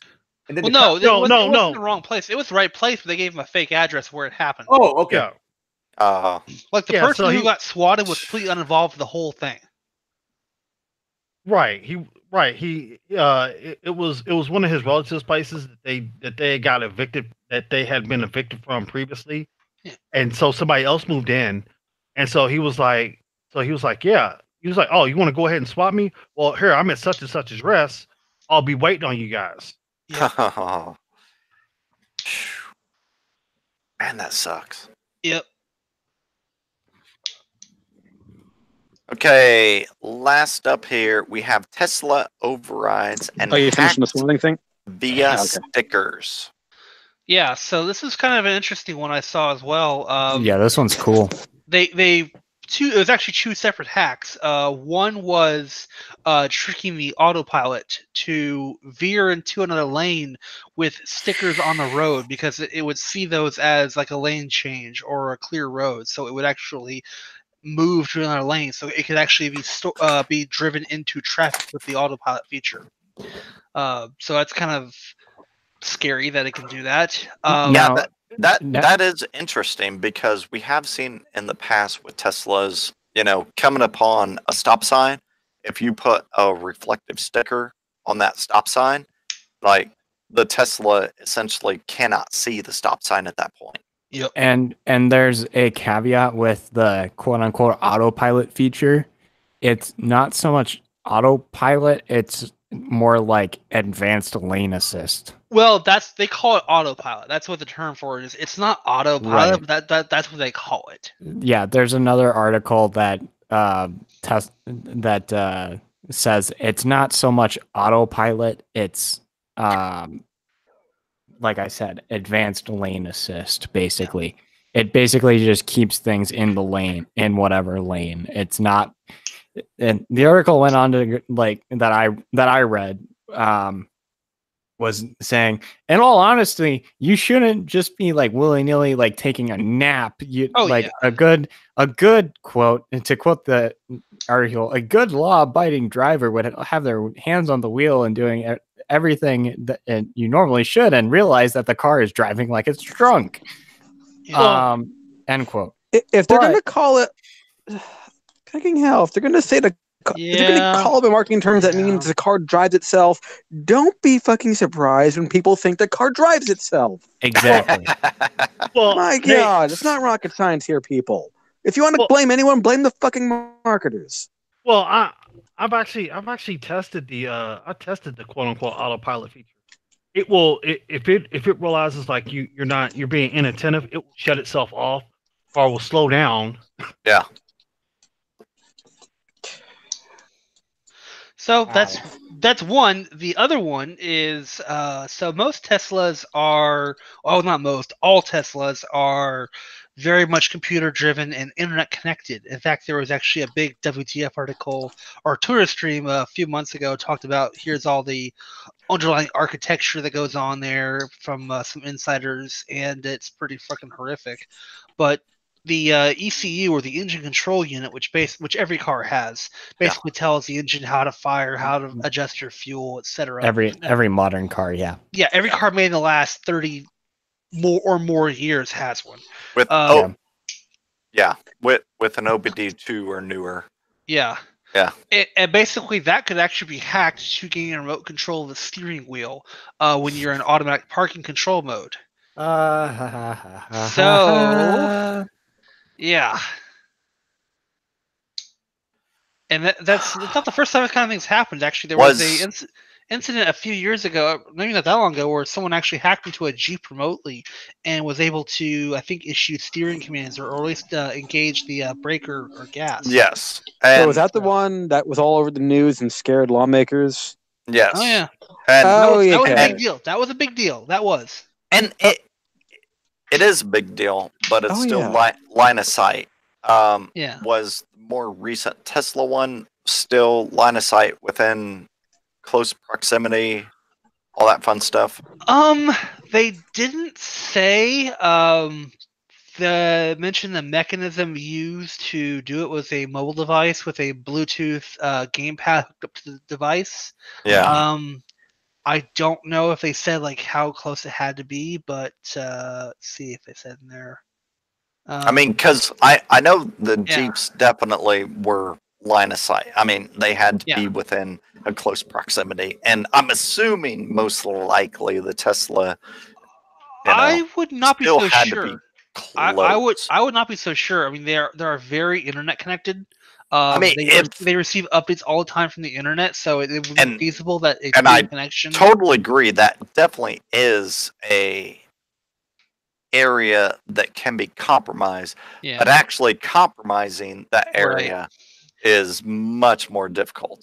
Yeah, so it probably does require at least close proximity, because I think they have onboard Wi-Fi or Bluetooth, so you can probably use that as a entrance mechanism, depending upon if it has direct link to the CAN or not, which is the car area network. It's basically the network inside the vehicle. Yeah. Oh, good night. Come on, really? Post stuff in English on YouTube. No. It all right. It does. It's not super automated. Autonomous. Google Translate borked the translation again. But yeah, it's not super autonomous. It's very much just like it's like a dumb. It's like if you put like a toddler in front of it and say, "Okay, stay between the lines." Like you should still be attentive of the computer toddler.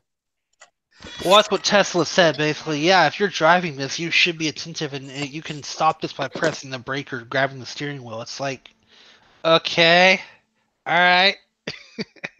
Dude, we have. Wait, what's his name? Huh. On YouTube. Da, da, da, da, da. I'm not looking at YouTube, so I don't know. Give me Human 1 Zoo. minute.